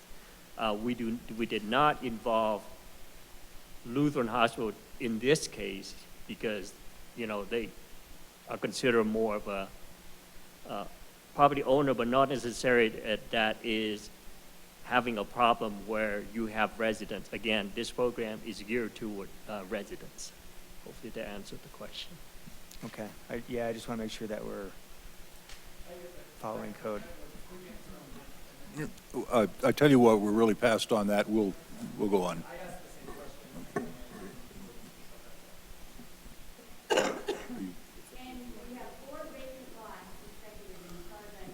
Oh, okay, all right, we're gonna stay with questions from council right now.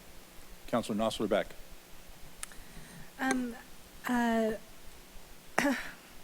Sorry, I'm still working on my voice here. The question I had, with my grandfather always had told me that road was there specifically, and this just might be urban legend, so that ambulances could get through faster, or there was some kind of access for the hospital. Is there any need there for the hospital to have that thoroughway? And it could have just been that my grandfather made that up. Let me answer the question from a official emergency route. We do have a map of designated emergency route when we created this program. And there are identified routes. So speaking in particular to that area, Lutheran Parkway West are designated emergency route. Dudley is not. And Dudley, to my knowledge, does not have any direct connection to the hospital or any of those type of facility nearby. So if you looked at it, it's mostly connecting residents and residential properties. Can I ask you a follow-up on that, Steve? So are emergency routes usually not in neighborhood? Like, would that be something that is avoided as an emergency route? If you had a chance to look at the map later on, they're mostly Collector Street, arterial street like 33rd, 32nd, Pierce, Harlan, those are the major street. Those are kind of in a grid pattern fashion that you'd be able to serve the neighborhood quite well. But residential street like this, in particular Dudley, even though it's being adjacent to the hospital, is not a designated emergency route. Okay, thank you, Steve. Additional questions from council. Councilor Hulteen. Thank you, Mr. Mayor. How are residents notified about this program? How are they notified? We typically get phone calls, and typically, and it's true for this street too, is that they call in with speeding issues and all of that, and we talk about there are ways to address it. I think with this street, what we did was we said, yeah, we'll do speed data collection to see what the problem is, and we actually did to forward that to PD to address the enforcement issue, At the same time, we share that, oh, by the way, we do have a neighborhood traffic management program, and this is the, ways you can go and get more information and call me back with, additional info if you have to.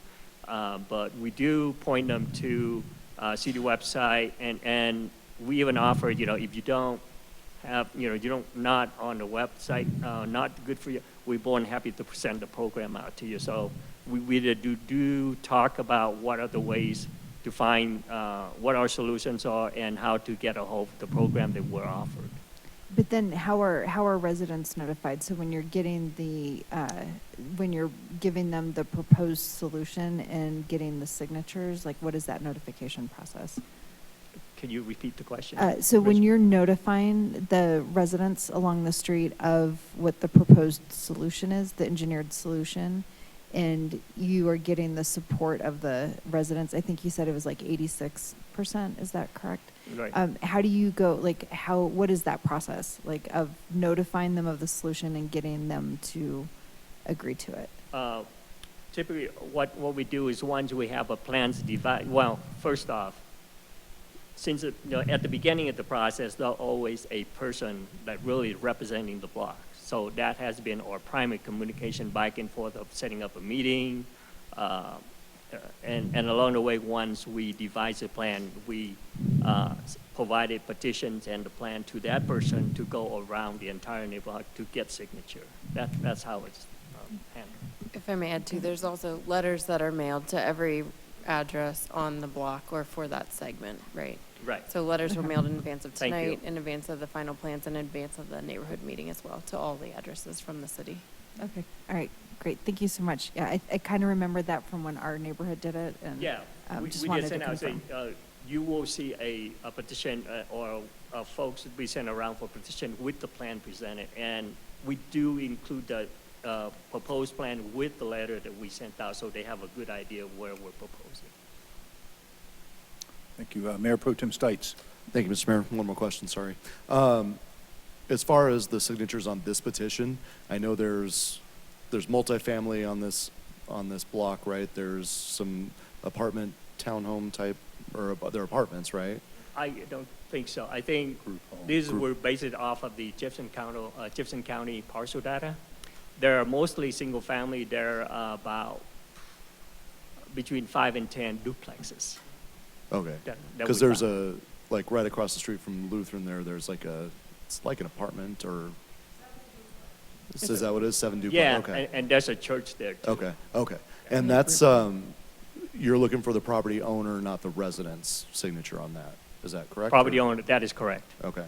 And the group home, was their signature on that? The group home that's next to the Bowdens there? Just interested on, there's a memory care? Okay. And so they signed off on that? Okay. Okay, thank you. Additional discussion? Okay. Seeing none, Mayor Pro Tem Stites, may I have a motion on this item? Thank you, Mr. Mayor. I move to approve installation of traffic calming devices on Dudley Street between 32nd Ave and 38th Avenue in accordance with the Neighborhood Traffic Management Program. Second.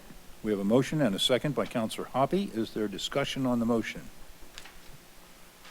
Mayor Pro Tem Stites. Thank you, Mr. Mayor.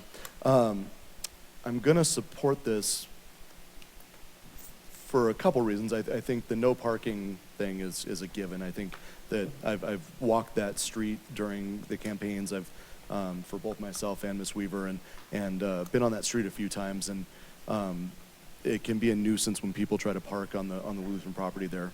But as far as the speed humps goes, this is a straight shot, and this is a pretty tempting target for high school kids, not only high school kids, but even adults just trying to get down as fast as they can from 32nd to 38th or vice versa. And I see, as a parent myself and a longtime resident, I remember traffic calming devices going in on Ward and how annoying that was to me, especially when I was a little bit younger, but now kind of seeing the necessity for that. But Ward has one thing that this street doesn't, and that's sidewalks. So as a father, as somebody who wants to be able to walk my kids with their bikes and things like that down the street, not having sidewalks on that street is fairly dangerous. And when you're trying to walk your child or your dog down a street that doesn't have a sidewalk, you have to walk in the street, which means those cars are coming at you pretty quickly. So slowing down the traffic on the street is probably a very good idea. So I'm going to support this. Thank you. Councilor Ohm. Thank you, Mayor. So, so this will eventually have the speed humps. Holland has the speed humps. The street that won't will be Estes, which will be next. So that, just so everybody's aware, we kind of don't have I don't know if we have a master plan for these, and so I predict that traffic will shift away from. That's my comment. Thank you. Councilor Hulteen. Thank you. To Councilor Ohm's point, just a reminder, we will be discussing an update to the neighborhood traffic management program. And I think your point is exactly, the concern that we see a lot is that one street gets the humps and then the traffic just goes over to the next one. And so it would be really nice for us to be considering that when we revisit the priorities around the neighborhood traffic management program. But we are one by one getting these cut-through streets humped out. So it's good to see that. This one is terrifying. I have walked it, and it is really, really scary because it's not even that there's no sidewalk. There's really not even shoulder to walk on. So it's exciting to see that there's some management. When I saw that almost 60 miles per hour had been recorded there, I mean, worrying about cars bottoming out on humps is nothing like worrying about a car going 60 miles per hour slamming into your front living room. So it's a dangerous street. So I'm glad to see that this is a good investment we're making as a city. Additional discussion on the motion. Councilor Nosler-Beck. Thanks. I will be supporting this tonight, and I live on a cut-through street where we have speed humps as traffic calming, as an effort towards traffic calming. And so I'm really hopeful that this helps for everyone who lives on the street. I know, I think Councilor Stites mentioned this, but this is for the new drivers that we have with the high school, but also I've caught myself just on that road before, and I've been like, oh my God, I'm going way too fast. This is so dangerous. One thing that I learned in some work that I did with Councilor Hulteen on 38th was it's also just important that it's not just the speed humps. It's that we're also still making sure that drivers understand that there are people on these streets as well. And so, making sure it's kind of, I've found on my street that it's helpful to make sure there's swings in the front of our house and that, put up extra signage that says, cat crossing and all of that just as a reminder, because the speed humps help, but people need to be reminded that there's human and people and living things around. So thank you. Thank you. Additional discussion on the motion? Seeing not, will the clerk please poll the council?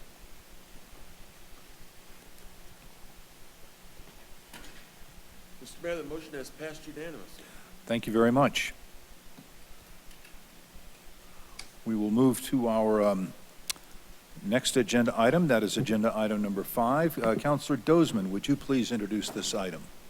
Yes, thank you, Mr. Mayor. Resolution number 46, 2022, a resolution approving an agreement with Mile High Flood District regarding funding of major drainage way planning for Clear Creek at Kipling to Wadsworth update. At issue, the master drainage way plan for Clear Creek within Wheat Ridge needs to be updated to reflect the revised flood maps that have recently been adopted by the state of Colorado. An agreement with the Mile High Flood District needs to be executed to outline the responsibilities and funding obligations to complete the update. Thank you. This will be a resolution of the council, not quasi-judicial. Ms. Scheck, do we have a staff presentation? We do, and first I'll turn it to Lauren Mikulak. Thank you. Thank you. The introduction probably covers most of the high points, but we have tonight with us Mark Westberg, if you wanted to add anything or just to answer questions. I'm just here to answer any questions. This is pretty standard stuff. Okay. Thank you very much. Before we get to any standard questions from the council, I will see if there is any members of the public that wish to speak on this agenda item number 5. I have no one signed up to speak, but if you haven't signed up and would like to speak, you may do so now. And if you are joining us on the line, if you would raise your hand, we're happy to bring you into the meeting if you want to talk on this item. And I'll ask our clerk if anyone has raised their hand. And I don't see anybody coming forward to ask any questions, so I'll go close our public's right to speak and go to questions from council. I don't see any, so Councilor Dozman, may I have a motion on this item? I move to approve resolution number 46, 2022, a resolution approving an agreement with Mile High Flood District regarding funding of major drainage replanning for Clear Creek at Kipling to Wadsworth update. Second. We have a motion and a second by Mayor Pro Tem Stites. Is there any discussion on the motion? Seeing none, will the clerk please poll the council? The motion passes unanimously, Mr. Mayor. Thank you very much, and thank you, Mr. Westberg, for joining us. Sorry we couldn't have put you through more of an exercise. All right, we will go to agenda item number 6. Councilor Hoppe, would you please introduce this item? You do? I wonder why. Councilor Nosler-Beck, would you please introduce this item? I'm ready.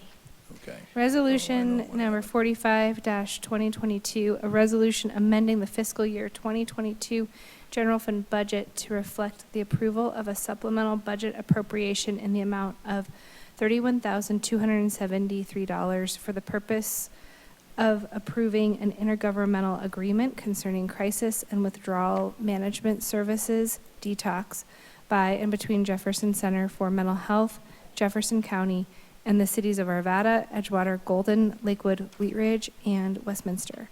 At issue, the city of Wheat Ridge entered into a memorandum of understanding, an MOU, with Jefferson Center for Mental Health, Jefferson Center, and other parties on January 1st, 2018 for the provision of withdrawal management services, DETOX. The MOU established the funding obligations of the local government members that are parties to the MOU and the powers and obligations of Jefferson Center. This resolution will rescind the current MOU and approve an intergovernmental agreement, IGA, to continue these withdrawal management services and add crisis services as an obligation of Jefferson Center.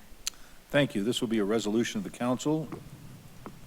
Ms. Scheck, do we have a staff presentation on this item? No presentation, but I'll just add a couple of notes. I think the city manager did an excellent job with the background on this, and then Mr. Dahl has also been involved in this. So thank you for reading the issue statement there, Councilor Beck. Just to reiterate, this is a regional effort, and I think the legal teams, Mr. Dahl, right, of these neighboring cities have been working on this for quite some time now, which is great, and it's finally here. So again, this adds a really important area of focus, and that's crisis services, to an already important area of focus, the withdrawal management. Just a couple of notes on the fiscal side of this. The past few years, Jefferson Center hasn't invoiced us, the city, for its portion because they were able to recoup their costs through billing for the withdrawal management services. And so it's my understanding that the various city managers approached Jefferson Center about sort of what other services they could add. So we didn't actually budget the money in 2022 because, again, routinely, as you know, we don't, frankly, pad our budget. We come to you if we have other expenses that we need that weren't anticipated. And so this is one of them. We didn't budget it this year because Jefferson Center hasn't been coming to us. However, we did receive about $26,000 earlier this year from the opioid settlement that will be used to offset this cost, and it is budgeted moving forward. So again, you know, this is an important area of focus. It's very important to our police department. It includes de-escalation support, getting individuals that are in crisis to the right kind of care. Our neighbors, our neighboring cities, are also considering this IGA, and we expect them all to be approving that in the coming weeks if they haven't already. Mr. Dahl, do you have anything to add? The only thing I would add is this is, of course, very important to the police department because they'll encounter individuals that are intoxicated or in crisis. And if they don't have a service like this, and that's true across the metro area, their choices are jail, hospital.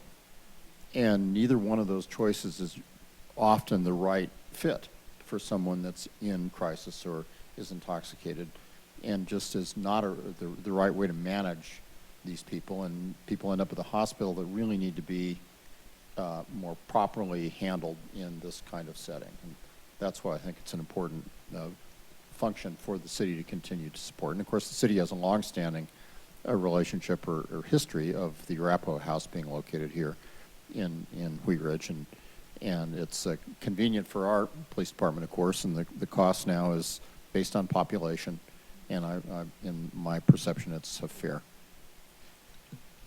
Thank you. Before we go to questions from council, I'd like to open this up to the public to speak on this item. I have no one signed up, but if you're here in City Hall, you may do so now by coming to the podium. If you are joining us online, if you'd like to speak, please raise your hand and we will bring you into the meeting. And I'll ask the clerk if anyone has raised their hand, and I don't see anybody coming forward, so we will close our public's right to speak on this one and go to questions from council. I'm not familiar with Teller Place Hospital Alternative Facility. Is anyone conversant in that one? It's sort of on the last page of our handout on this item from Jefferson Center. And I'm not mayor, I'm sorry. I'm happy to do some research on that and get back to you. Okay, well, I'm glad to see we've got a lot of different alternatives here, and I'll do some research on that myself. Anything else? Okay, Councilor Nosler-Beck, may I have a motion on this item? I move to approve resolution number 45-2022, a resolution amending the fiscal year 2022 general fund budget to reflect the approval of a supplemental budget appropriation in the amount of $31,273 for the purpose of approving an intergovernmental agreement concerning crisis and withdrawal management services by and between Jefferson Center for Mental Health, Jefferson County, and the cities of Arvada, Edgewater, Golden, Lakewood, Wheat Ridge, and Westminster. Second. We have a motion and a second by Councilor Hoppe. Is there discussion on the motion? Seeing none, will the clerk please poll the council?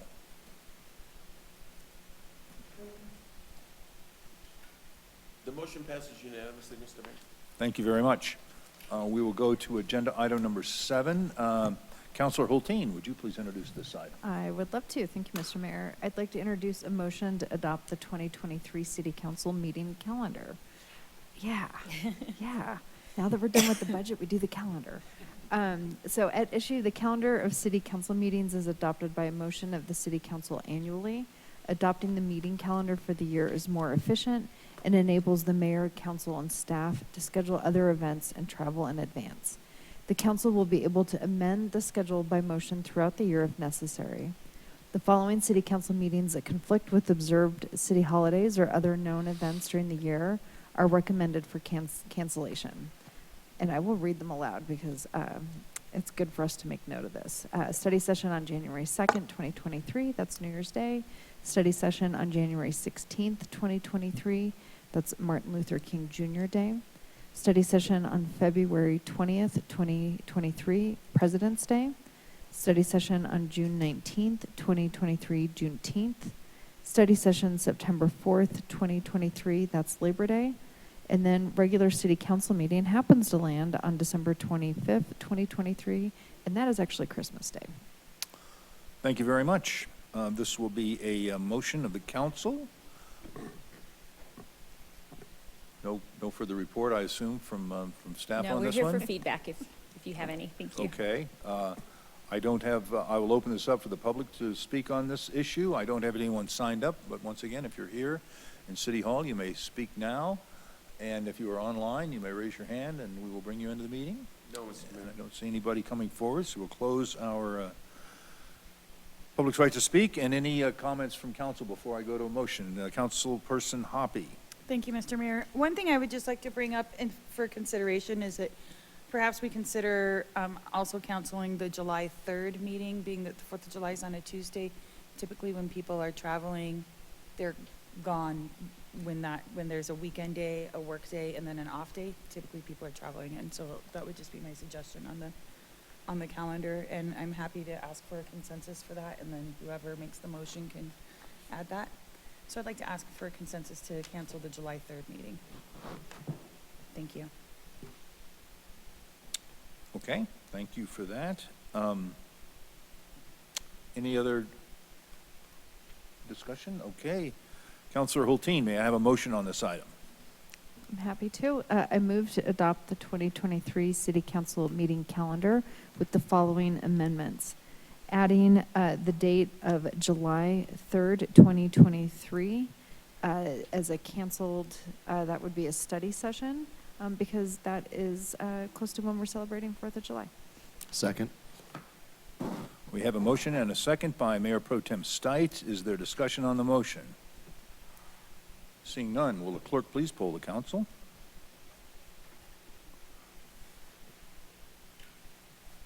Mr. Mayor, the motion passes unanimously. Oof, worried about that. I know. Okay, that concludes our agenda items. Let's get back to where my agenda is. And we will go now to city managers matters. Deputy No. City Manager. No report from me, thank you. Okay, thank you so much. We will go to city attorney's matters. Mr. Dahl. Nothing tonight, thank you. Okay, we'll go to elected officials matters, and I'll start with our clerk. I urge you to find a time to attend the productions at the Wheat Ridge Community Theater Group. They're way out north of Wheat Ridge, but the quality of the acting is very entertaining. I realize I've now counted on these 2 meetings in a row, largely because my wife has asked me to take her to 3 different productions. And I went reluctantly and was glad I went. Very good. Please, if you have the time, support them. They have a series of plays they are presenting. Right now, they're doing the 8 reindeer monologues, complaints about Santa Claus from the reindeer. It is not a show for children. It is absolutely not. They won't let anyone under 18 in. Early next year, they're going to do Cyrano de Bergerac. If you have never seen the movie or the play, it's worth the effort. Thank you, Mr. Mayor. Thank you. We'll go online and invite Councilor Dozman to join. Anything tonight?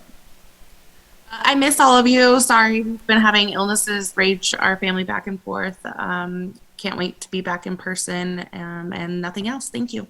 Okay, thanks so much. Councilor Nosler back. Thanks. Kind of following up to what Councilor Dozman said, I've been absent due to illness, just one thing right after another, and it's so great to be back.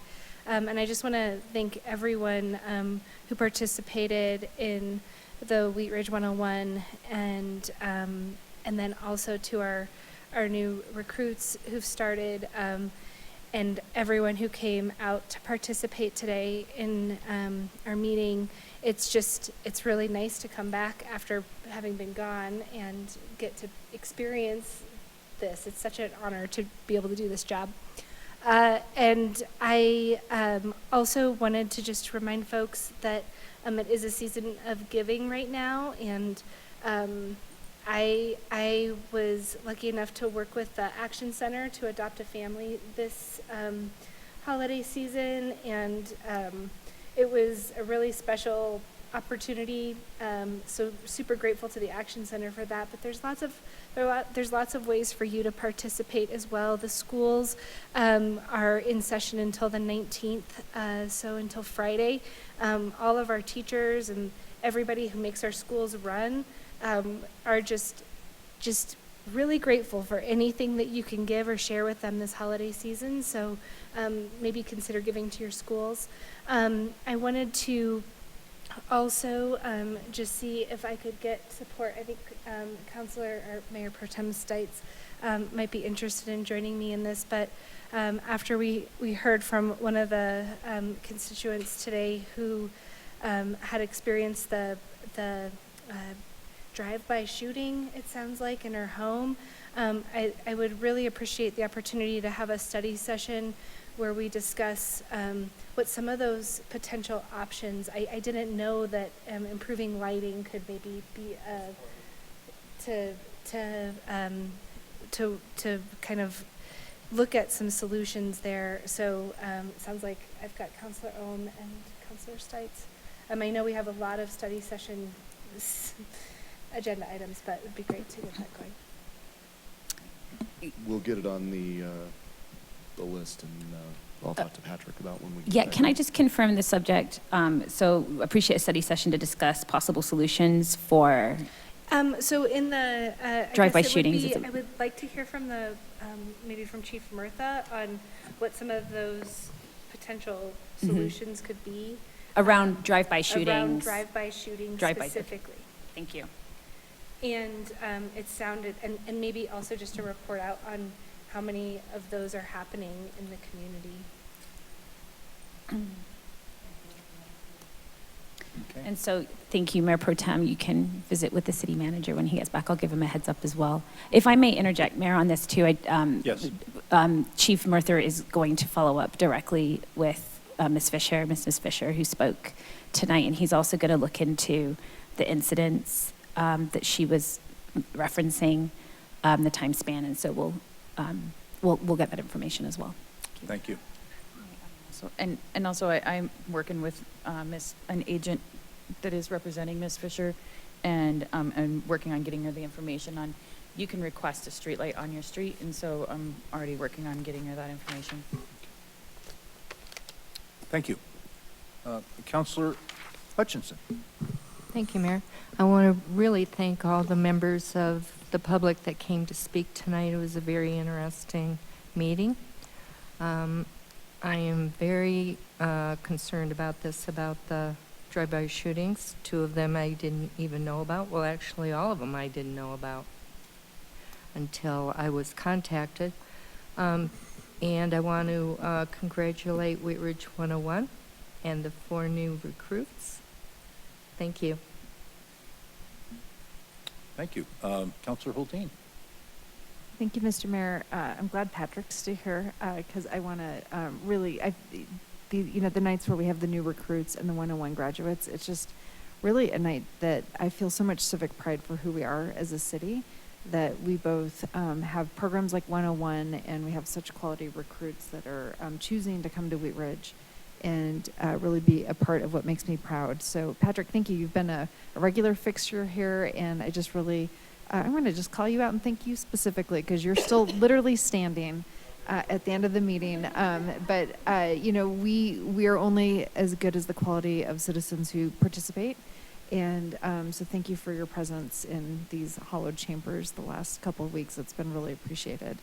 And then we did hear from a citizen at the beginning, Jerry, I'm looking at you, who brought up some concerns about like recent changes in gun laws. And I'm just wondering if that's something that has hit your radar and is something that you've been evaluating if we need to revisit any of our standing ordinances.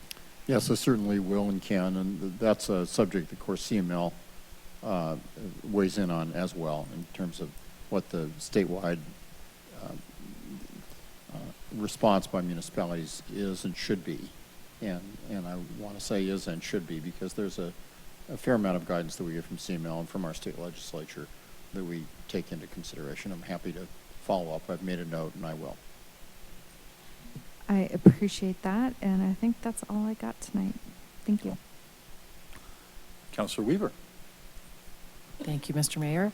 I also want to thank Patrick. I don't know him, but I just really appreciated your comments. That was really thoughtful, and the whole class of 101, and I was very heartstruck by what some of the new officers said, and very proud to be in this city tonight. So the other thing I just wanted to mention, because I've been scurrying around trying to get animals ready for cold that is ahead. And just to remind everybody, we have a fantastic community services department, also part of PD, that helps with animals. So if you see or neighbors that need help with keeping water open or just animals out and about.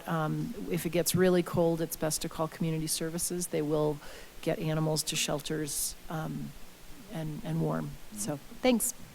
Thank you. Councilor Rome. Thank you, Mayor. I had an interesting conversation with a facilities manager for one of our neighboring, that works in Parks and Rec, for one of our neighboring communities, and it was about a mandate that they had to use sustainable, renewable energy, and we started chatting about geothermal energy and how expensive it was, and so that conversation was just about, possibly looking at adding geothermal into lakes and then using that to create heat for facilities. I just want to, I'm not asking for Parks and Recs to do anything like that, but it's just a thought, that kind of a forward thinking of using some of the natural resources that cities already have and recouping that as energy for the future. Thank you. Thank you. Councilor Hoppy. Thank you, Mr. Mayor. I would just like to let everybody know that on December 15th, the Wheat Ridge Chamber of Commerce is having a Christmas party at C+, and they're going to have food and beverage, and they're going to have a silent auction and live comedians, and they're going to also have the students from Wheat Ridge High School come and perform, and I think it was their orchestra that performed last year. So, so they have asked me to invite everyone to come to their Christmas party, December 15th at 6:30 at C+. Oh, also, they're going to be doing the Family Tree Holidays of Hope. So maybe go check out the Chamber of Commerce webpage and see what they're requesting there for Family Tree. But sounds like a lot of fun, fabulousness. Thank you. Mayor Pro Tem Stites. Thank you, Mr. Mayor. I think these nights where we get to meet the new police recruits are some of the coolest nights that we've had, I think. And so I'd like to thank them for choosing Wheat Ridge, but Chief Murtha too. He was kind of asking if that was a tradition before he got here, and I don't remember that being a tradition. And I think it's a really cool thing to get to meet them and for them to come in and get to meet us and to understand what this community is about. So that's phenomenal. I want to congratulate all of the Wheat Ridge 101 graduates. Patrick in the back there. It's been awesome getting to know you and getting to know a lot of those Wheat Ridge 101 people. And Marianne, you've done a phenomenal job, you and everybody that's worked with them on that. It's been really neat to kind of see some of the developments as they've gone through on Facebook and some of the pictures and stuff. They look like they've had a lot of fun, learned a lot about the city. It's really neat to see. I also want to give kind of a shout out to Local Works. They have gotten a little bit creative in how they've been doing their fundraising. Paige has kind of brought some new life to that organization. They had Barstool Bingo last week. I believe they raised $9,000 or something like that, which is pretty good for her first shot at it. And so I'll explain what Barstool Bingo is later. I wasn't able to make it, but it sounds like it was a lot of fun. I got to hang out with the mayor a couple times last week. We had a lot of fun. We attended a ribbon cutting at Fix for Less, which is a new cell phone repair shop on Wadsworth.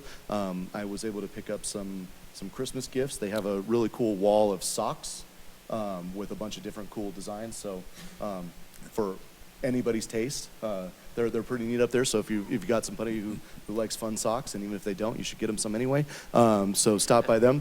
And then I was able to attend coffee with the mayor on Saturday, and shout out to the mayor. He does a fantastic job with that. And there's I think every time I've been, there's a certain group of citizens that's always there, and then there's kind of a rotating group that comes in, and they've always got great questions. They bring up great topics, and it's always a lot of fun.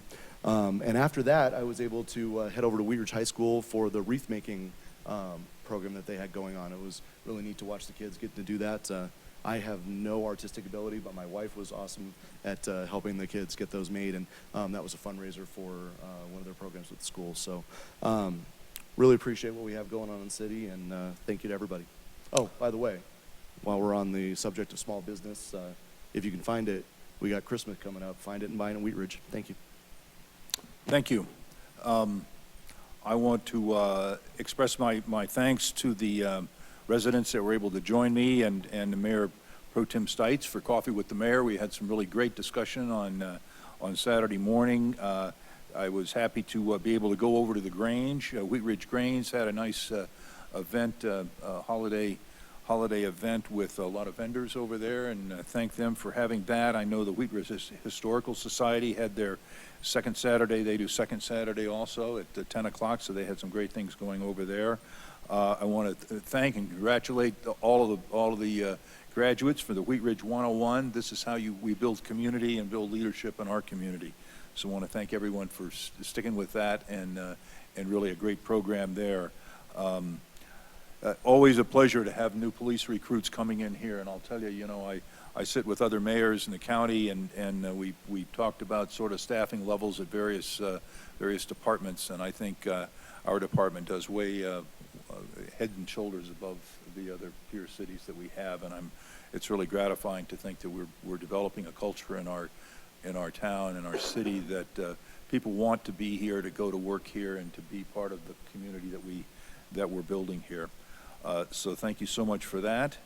And we will be back here next week, a week from tonight, with a study session to talk about the 44th Avenue plan and Wadsworth Phase 2, I believe. I won't be able to join you, but I will be thinking about you all. So if there's no more business to come before our council, we will stand adjourned. Thank you.